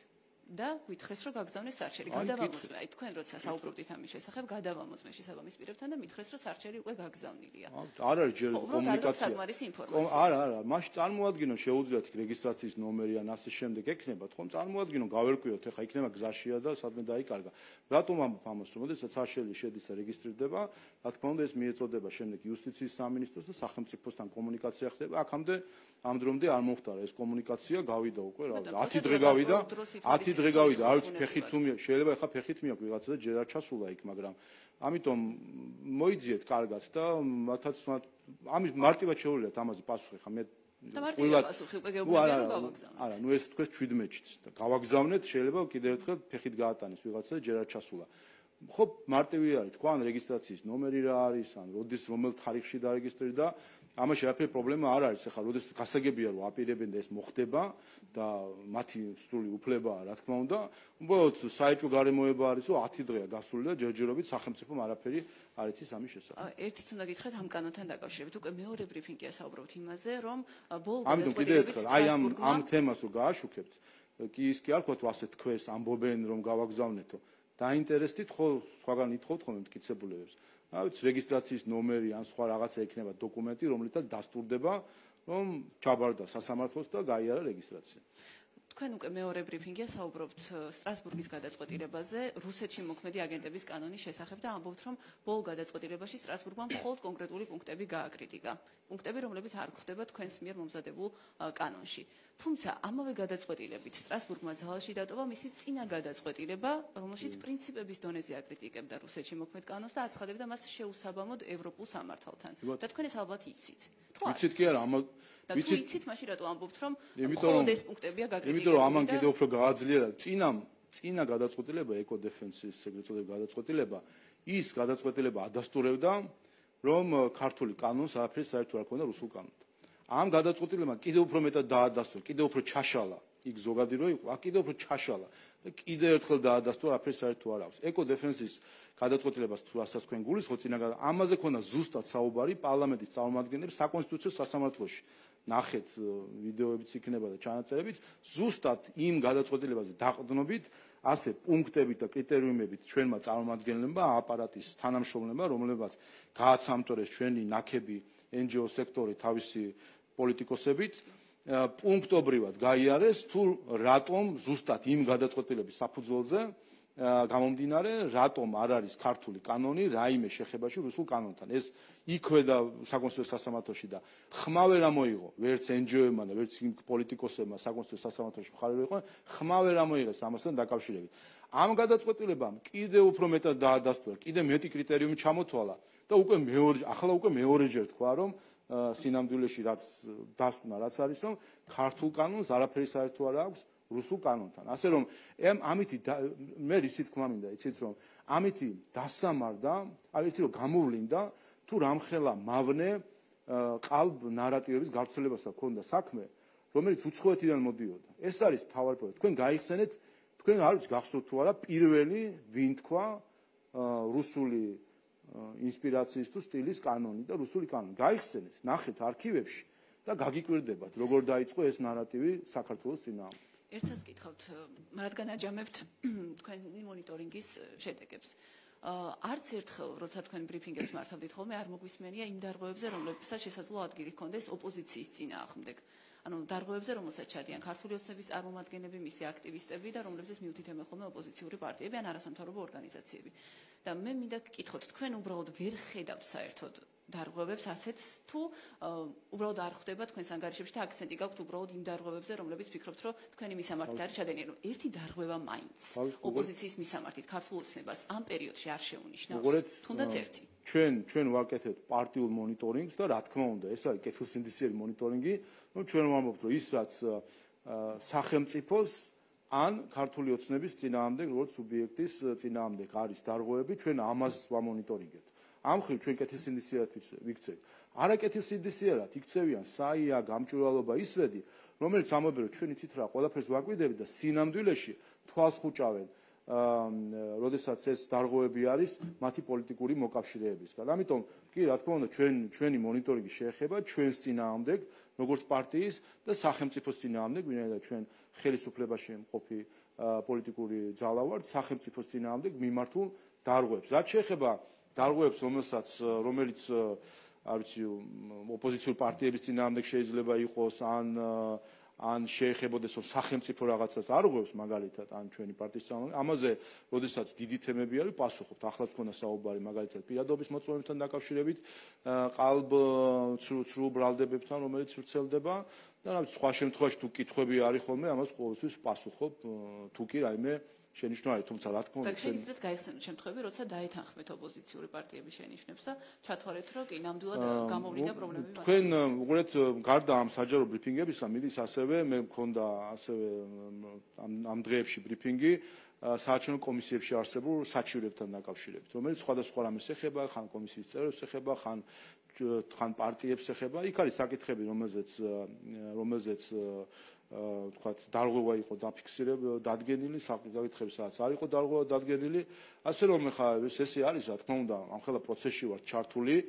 თქვენ წარმოიდგინეთ და ამაზეც ქონდა საუბარი, საარჩევნო კომისიის წევრებზე, აი ადმინისტრაციული რესურსიდან ნახეთ თქვენ, არის აბსოლუტურად სასაცილო რიცხვი არის საჩივრებისა შესული ადმინისტრაციულ რესურსთან დაკავშირებით და საარჩევნო აგიტაციის წესების დარღვევასთან დაკავშირებით. სასაცილო, ხო ბოლო ის არ ვიცი, მაგრამ NGO-ებისგან იყო სულ 60 საჩივარი შესული დაახლოებით და პარტიებსაც თუ დაამატებდი დაახლოებით 100 გამოდიოდა 2 თვეა მიდის ამხელა კამპანია და როგორი საჩივრები იყო მაგალითად და აქედან უმეტესობა NGO-ების საჩივრების 65% ეხებოდა საჯარო მოხელე მუნიციპალიტეტში რაღაცა დაპოსტა. თან დაპოსტა ის კი არა რომ რაღაც პოლიტიკური მოწოდებები და ასე შემდეგ ძირითადად ეხებოდა კონცერტი რო ტარდება იმ ბანერის დადებას ასე ვთქვათ და რა შემთხვევაში 45,000 საჯარო მოხელიდან სულ მათი ასე ვთქვათ დაბრალებით და ამას დაადგენს შემდეგ მათი აზრით 45,000 საჯარო მოხელიდან 35-მა დაარღვია ეს. Tani გამეორებებიც არის და ალბათ 30-ს ეხება 45,000-დან, რაც არის 0.რაღაც 1% და კომისიებზე იყო იქ რამდენიმე შემთხვევაზე დაპოსტეს თუ რაღაცა თქვენსო, სულ იყო თუ არ ვცდები, აღარ მახსოვს 5 შემთხვევა დაახლოებით ალბათ 53,000 თუ რა 50,000 კომისიის წევრი არის. 50,000-დან 5 შემთხვევაზე დაობენ. აი ეს ხო თავად აჩვენებს რამდენად აბსურდული არის ეს საჩივრები და სხვა შორის და ეხლა თქვენ წარმოიდგინეთ ეხლა ესეთ საჩივრების სხვაგან რომ მოხდეს.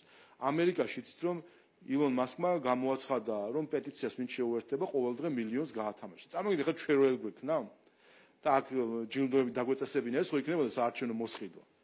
ანუ შეხედეთ სხვა ქვეყნებში კამპანია როგორი არის პოლარიზაციას რო გვედავებიან რა პოლარიზაციას კანდიდატს ორჯერ ესრულეს და კლაუდდნენ ხომ ამიტომ ის რომ ოპოზიციის ზოგიერთი შენიშვნა ზოგიერთი პრეტენზია მათი დაკავშირებული დარღვევებთან მიგაჩნიათ საფუძვლიანად და ანუ რა თქმა უნდა იქნება ახლა ეს კამპანია არის და რაღაცა გადაცდომები იქნება კიდევ ერთხელ ეს არის ძალიან დიდი მასშტაბის ღონისძიება სადაც არის ჩართული 50,000 კომისიის წევრი სადაც ჩართული არის არ ვიცი რამდენი არ ვიცი ათეულობით თუ როგორ იქნება 1000 პარტიული აქტივისტები ყველა მხრიდან ხო ანუ ჩათვალეთ რომ დაახლოებით ჯამში ალბათ 100,000 ადამიანი საქართველოს მოქალაქე საქართველოს ტერიტორიაზე ჩართული არის რაღაცნაირად ამ საარჩევნო პროცესში ხა აქ რო რაღაცა დარღვევა იქნება ხო ფაქტია მაგრამ უყურეთ აი რა დარღვევა უნდა იყოს ჩამოვედი და სულ აღმოჩნდა რომ სულ საჩივარი არის მაქსიმუმ 100 საჩივარი დაწერილი აი ესეთ სტილის დარღვევებზე რომელიც ადმინისტრაციულ რესურსს ან ამას სხვას შეეხება და თან იქაც სასაცილო ბრალდებებით რომელსაც არანაირი გავლენა რა თქმა უნდა არჩევნებზე არ იქნება. გამარჯობა, სალომე გველებიანი, მთავარი არხი.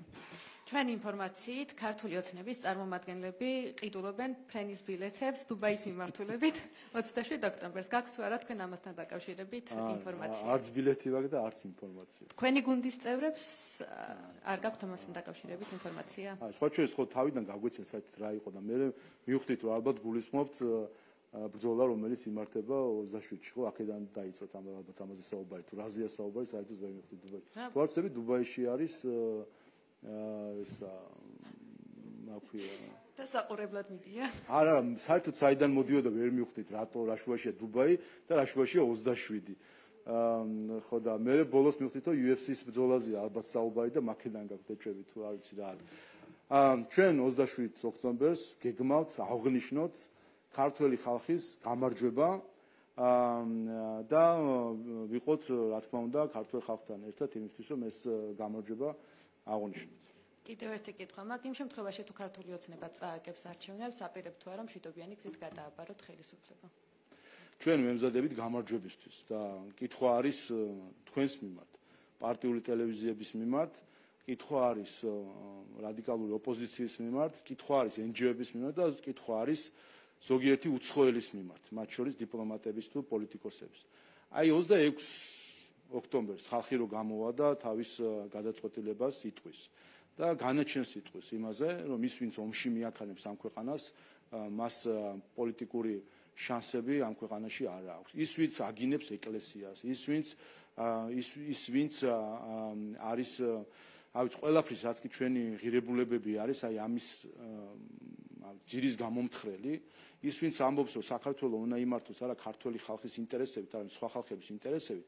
აი ეს ხალხი ამ არჩევნების შემდეგ როგორ განწყობაზე იქნება და რას აპირებს, რომ რა უთხრას ქართულ ხალხს, თუ რატომ იყვნენ დაკავებული ამ მავნებლობით, რატომ იყვნენ უცხო ინტერესების მსახურები ამ წინასაარჩევნო კამპანიაში და რატომ ჰქონდათ ეს მიდგომა საბოლოო ჯამში, რომელიც სიძულვაზე, მათ შორის საქართველოს მოსახლეობის უმეტესობის მტრად გამოცხადებაზე და მათ შორის ფორმულას მასე ვნახე, არ ვიტყვი ახლა მე იმ მსახიობის სახელს და გვარს, სირცხვილი იყო ის ვიდეო, რაც მე ვნახე, ერთ-ერთი მსახიობი, რომელიც საქართველოს მოსახლეობის უმრავლესობას, ან მათ ვინც ქართულ ოცნებას მხარს უჭერს, აი არ ვიცი, ისეთ შეურაცხყოფას აყენებდა ადამიანი, რომელიც მსახიობია და სცენაზე გამოდის, ხომ?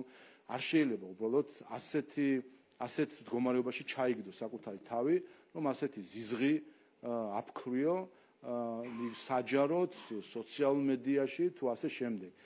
დადგება 27 ოქტომბერი, ქართველი ხალხი თავის ვერდიქტს გამოიტანს და ამ საზოგადოებამ ერთად უნდა იცხოვროს კვლავ. და რა თქმა უნდა, როცა ასე შეირცხვინა თავი, შეირცხვინეს თავი ზოგიერთმა NGO-ს წარმომადგენლებმა, უცხოელებმა, ოპოზიცია რო შერცხვენილია, ეგ სხვა საქმე არის კიდე და ასე შემდეგ, აი ეს თავს რო შეირცხვენ, აი მე რა პასუხი ექნება ქართული საზოგადოებისთვის. ვერ გეტყვით ხარც მას, მაგრამ თქვენს ძალიან ასე ვთქვათ აქტიურად აშუქებთ ამ ვიდეოს. თორნიკე კოპლატაძე, Euronews Georgia.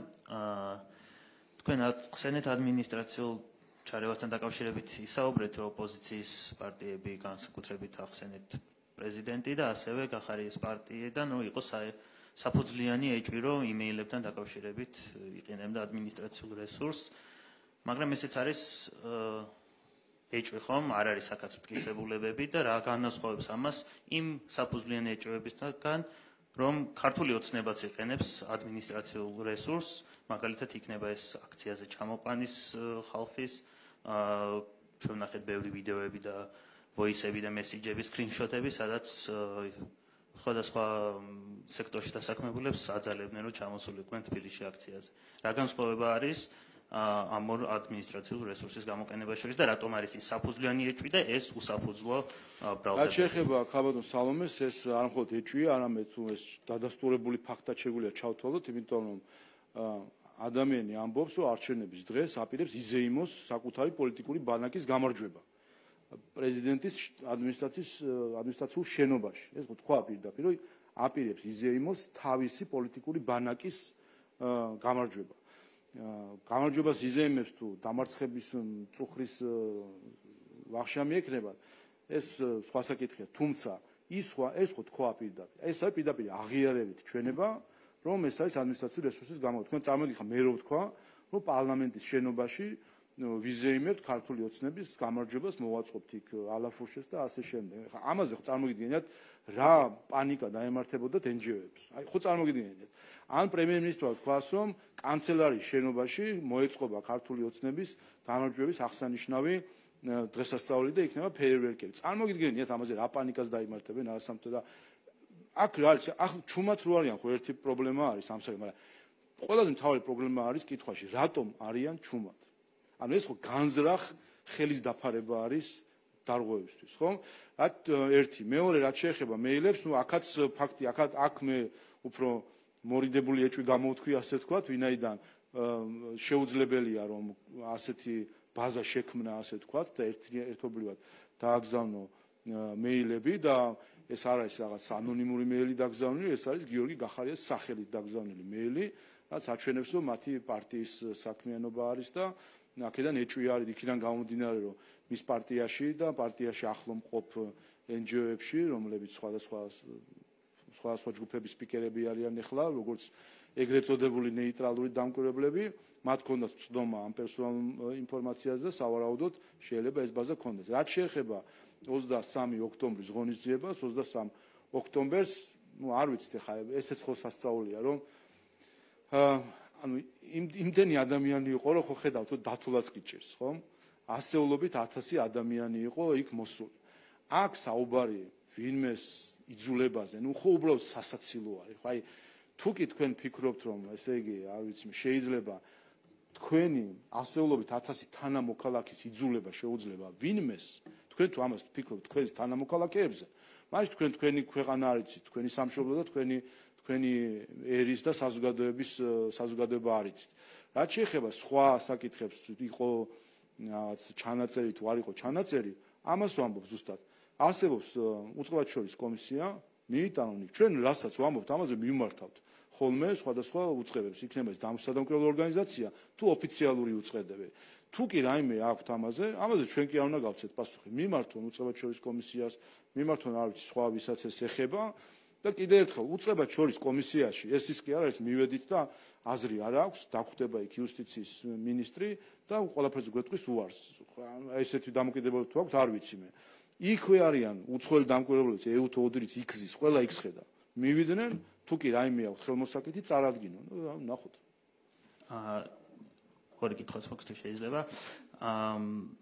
თქვენ ახსენეთ, რომ ოპოზიციის ლიდერები, პარტიები, მათი მხარდაჭერები საკმაოდ ცუდ რიტორიკას გამოიყენებენ მმართველი პარტიისა და არა მხოლოდ მათი ამომრჩევლის მხრიდან, მაგრამ ჩვენ ასევე გვესმის ზუსტად იგივე მეორე მხრიდანაც ქართული ოცნების წარმომადგენლები და მათი მხარდაჭერებიც შეურაცხყოფას მიაყენებენ როგორც ოპოზიციური პარტიის ლიდერებს, ასევე მათ ამომრჩევლებს. ამაზე რატომ აკეთდება კომენტარები და კიდევ ერთი იმაზე იყო საუბარი მმართველი პარტიის ბანერების ჩამოხევაზე და გადაფარვაზე და ასე შემდეგ, მაგრამ როდესაც საქმე მიდგა ოპოზიციური პარტიის ბილბორდზე სხვა რაღაცის ჩამოფენას, ეს თქვენგან იყო მიღებული და ეს ხალხის პასუხი იყო და კვლავ რა განსხვავება ამ ორ შემთხვევაში შორის? ერთი პოლარიზაცია რომ არის გამოწვევა, ეს ფაქტია, ამას ყველა ამბობს, თუმცა ეს არ არის ქართული ფენომენი, ესეც უნდა ვთქვათ. პოლარიზაციას რა აღვივებს, ამაზე ჩვენ არაერთხელ გვითქვამს. ეს არის ის დეზინფორმაცია, რომელიც ვრცელდება ხოლმე და ეს იწვევს შემდეგ ამ რეაქციებს. ეს ერთი. მეორე, რაც შეეხება რიტორიკას, ჩვენ რომ მათზე ვამბობთ და ჩვენზე არ ვსაუბრობთ, ჩვენსაც ვჩივით, ხო? ჩვენს წინააღმდეგ რაც არის, იმას ვჩივით. პირველი. ხო, ორმაგი სტანდარტი ხო არ გამოდის? არა, ეს არის ჩვენი სტანდარტი იმ მხრივ, რომ ჩვენაც გვეხება იმას ვჩივით, ხა. ისინი თავისას ჩივიან. შემდეგ სადღაცას ეს უნდა გაირკვეს, ხო? პრობლემა ის არის, რომ ჩვენ არ გვყავს მედია, რომელიც მაგალითად ამას ობიექტურად გააშუქებდა და დაალაგებდა და იტყოდა, რომ აი ეს რიტორიკა და ეს რიტორიკა. იმიტომ რომ იცით რა, ჩვენ რო ყავდეს ობიექტური მედია, აღმოაჩენდით ერთ რამეს და ჩვენ ამაზე ამ კამპანიის სველობის დროს არაერთხელ გავუსვით ხაზი. თქვენ აღმოაჩენდით რა იყო ქმედება და რა იყო უკუქმედება. ჩვენ ყოველ ჯერზე, მათ შორის უცხოელ პოლიტიკოსებთან დაკავშირებითაც ეს არაერთხელ გვითქვამს საჯაროთაც და დახურულ კარს მიღმათაც გვითქვამს ბევრისთვის, რომ ჩვენ არ ვიწყებთ არასდროს. მაგრამ როდესაც არის ქმედება, ჩვენგან მოყვება უკუქმედება. როდესაც ჩვენ ვხედავთ უცხოელებისგან თავდასხმას საქართველოს პარლამენტის წევრებზე, არ ვიცი, სიტყვიერს გულისხმობ, რა თქმა უნდა, ამას პასუხი მოყვება. როდესაც ჩვენ ვხედავთ ოპოზიციისგან, ვხედავთ სიძულვის კამპანიას, რა თქმა უნდა, ამაზე პასუხი მოყვება. ეს ბუნების კანონი არის. ჩვენ ყოველთვის თავაზობთ, რომ იყოს გარემო, რომელიც უზრუნველყოფს უფრო მშვიდ დისკუსიას და ასე შემდეგ. ვიღებთ რას, რომ ხა წარმოგიდგენთ, მთელი კამპანია აწყობილი კი არა, ასე შევიდნენ არჩევნებში, რომ გვაბრალებენ, რომ ვართ რაღაც აი სტოლობის ნიშანი, რაც დასვეს. არ მინდა რომ მათი ეს ნარატივი გავიმეორო და რა თქმა უნდა, ამაზე რეაქციები შემდეგ არის. რაც შეეხება ბანერების საკითხს, მე უბრალოდ თქვი, რომ ამაზე კიდე ერთხელ ხა მოსახლეობის ნახევარს რომ გამოაცხადე მტრად. არ ვიცი თქვენს ვებგვერდზე იყო თუ არა ეს ბანერი პოპულარიზირებული და ასე ვთქვათ გავრცელებული, მაგრამ აქ მყოფი მედიების ოპოზიციური მედიების გვერდზე იყო ეს ბანერი, რომელზეც საქართველოს მოქალაქეების უმრავლესობას აცხადებდნენ მტრად. ჩვეულებრივ მტრად აცხადებდნენ, ხო? და ამისი ერთი ის ვინც გააკეთა იქ ხო ცალკე ამბავი არის და არც ვიცით მე მგონი დადგენილი არ არის, მაგრამ უпроსტოდ არის რაღაცა ჯგუფია. მაგრამ ხო ეს ხო ხედავთ სინამდვილეში აქ რა ხდება, ვიღაცა გადადება, ეგრევე ცელდება, ის მედია ვინც ამის ტირაჟირებას აკეთებს ფაშიზმის ტირაჟირებას. ეს უნდა ითქვას ცალსახად და ეს მედიები ფინანსდება ევროკავშირიდან, უცხოური წყაროებიდან, რომელიც ჩვეულებრივ ფაშიზმის ტირაჟირება არის. და ნუ რავი, ერთ-ერთი უცხოელი დიპლომატი ახლა აქ თვალში ნაცავს ნუ შემოგვაყრეს. ეს არის ფაშიზმი, როდესაც მოსახლეობის ნახევარზე მეტს და მოსახლეობის უმრავლესობას აცხადებ მტრად. ეს არის ფაშიზმი და შესაბამისად ამაზე რეაქციები მოყვება. ჩვენ ყოველ ჯერზე კიდევ ერთხელ აი ამ კამპანიის სველობის დროს სპეციალურ ბრიფინგებს ვატარებდით, ვამბობდით რომ აი დაიწყეს სიძულვილის კამპანია. რეაქცია ნული იყო ადგილობრივი დამკვირვებლებისგანაც, ნული იყო დონორებისგანაც და დონორებსაც მიმართავდით თქვენი დაფინანსებული მედია თუ NGO არის ამაში ჩართული. რეაქცია ნული იყო ამაზე და რა თქმა უნდა შემდეგ ჩვენ ამაზე როცა მათგან არ არის რეაქცია, ჩვენგან არის უკვე რეაქცია. და ერთსაც გითხავთ თუ შეიძლება.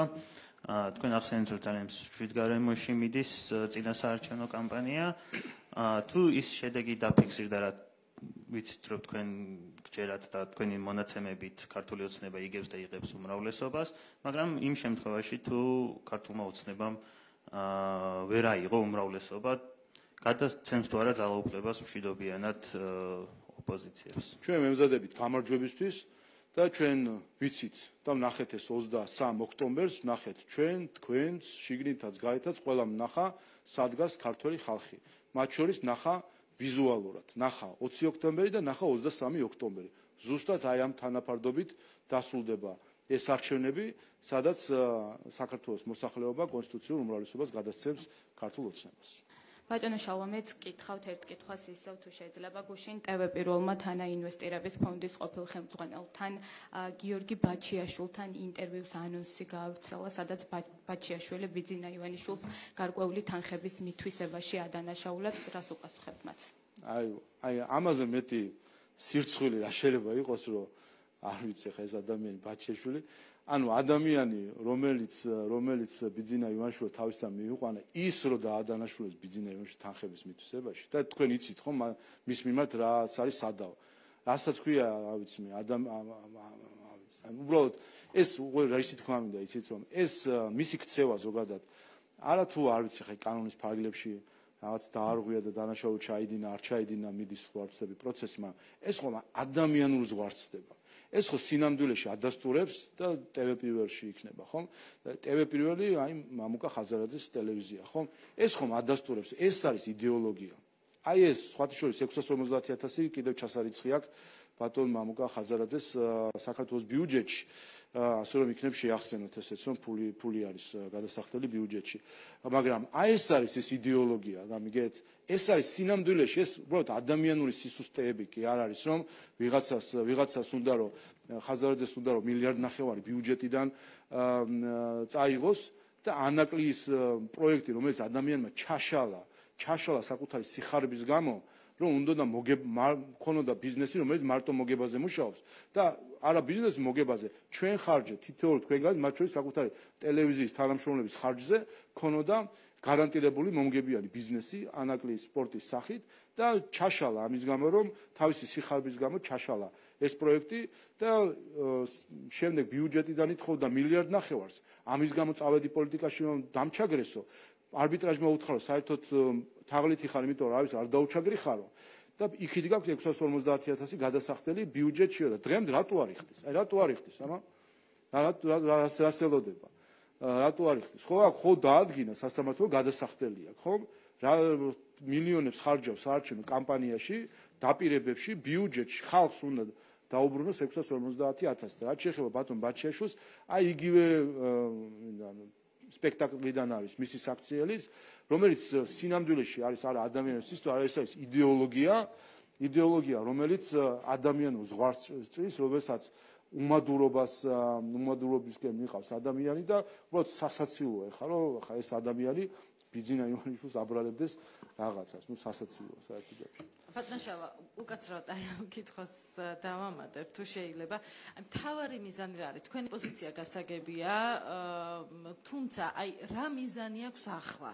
აი ამაზე საუბარს, თუ ამ შემთხვევის შესახებ მას ინფორმაცია ქონდა, რატომ მიზანი არის ერთი, ყველაფერთან დაკავშირებით და აი ახლა რა მიზანი აქვს და როგორ ფიქრობთ ხა აი ამ პროცესის განვითარებას? მიზანი აქვს ერთი, რომ მამუკა ხაზარაძეს როგორც TV პირველის მფლობელს ერთ-ერთი თემა რაც თავში უტრიალებს არის ფული.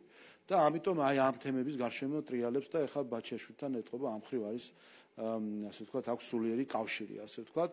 ამიტომ კიდევ ერთხელ, რა უნდა ვილაპარაკოთ, კიდევ სხვა ერთ-ერთი ბიზნესმენი იყო ბოლო პერიოდში პოპულარული რესპონდენტი პირველის და სხვების, რომელიც საერთოდ რაღაც სასწაულ ამბებს ყვებოდა და მე ვნახეთ, რომ როგორ ჩამოქონდა კატერები თუ რაღაც გემები, რომლებიც არ ჩამოქონდა და ტყუილს აი აბსურდად აბსურდი.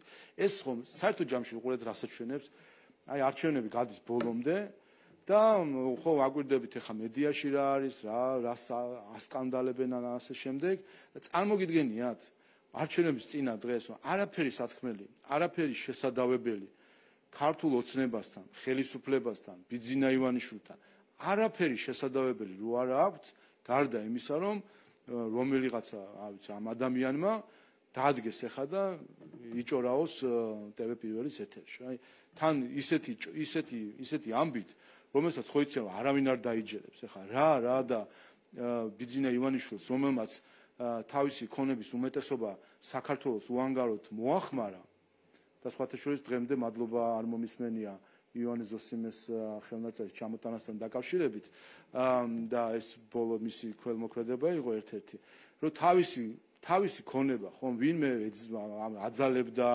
ვინმე ეკაჩებოდა, რომ თავისი პირადი ქონების უმეტესობა დაეხარჯა საქართველოზე, ამას ხარჯავს და ეხლა წარმოგიდგენთ რა აბსურდია, რომ ამ ადამიანს დააბრალო რაღაც, არ ვიცი, მithis აი რანაირად როგორ შეიძლება, როდესაც როგორც კი რაიმე საქართველოში არის თემა გასაჭირის ან აი იონე ზოსიმეს ხელნაწერის შემთხვევაში რაღაც სიხარულის მოლოდინი რო იქნებ რაღაც ყველას ოცნების მხარდამჭერსაც და არამხარდამჭერსაც ოპოზიციასაც ყველას ახსენდება ბიძინა ივანიშვილი რომ იქნებ როგორც ადამიანი რომელიც გვერდში დაუდგება ქვეყანას იმისთვის რომ იქნებ როცა სადღაცას ეკლესია არის რაღაც მხარდასაჭერი და რესტავრაცია ჩასატარებელი რომ ის გაიღებს ამისთვის ფულს ხელნაწერი არის აუქციონზე და ხუთმაგი ოდენობით იყიდის ამ ხელნაწერს როგორც საქართველოში დაბრუნდეს პრემია არის სადაცაც დასაწესებელი იმიტომ გაგვახარეს ჩვენმა სპორტსმენებმა აქაც ბიძინა ივანიშვილი მამუკა ხაზარაძის კიდე $650,000 ენანება ბიუჯეტის ეს $650,000 აიღო და აბა პრემიებში მაინც დაარიგოს 3,000 ლარიანი ასაწყობი აუზი რომ დააყენა წალენჯიხაში ხო და აი ეს არის სინამდვილეში რომ ამ მორალის ხალხი ხაზარაძის მორალის ხალხი როდესაც ხალხს როცა მეტი არაფერი სათქმელი არ აქვს ბიძინა ივანიშვილზე ქართულ ოცნებაზე ეს აჩვენებს აი ეს არის დასტური იმ დიდი გამარჯვებისა რომელსაც ხვალ ქართული ხალხი ქართულ ოცნებასთან ერთად იზეიმებს. მადლობა.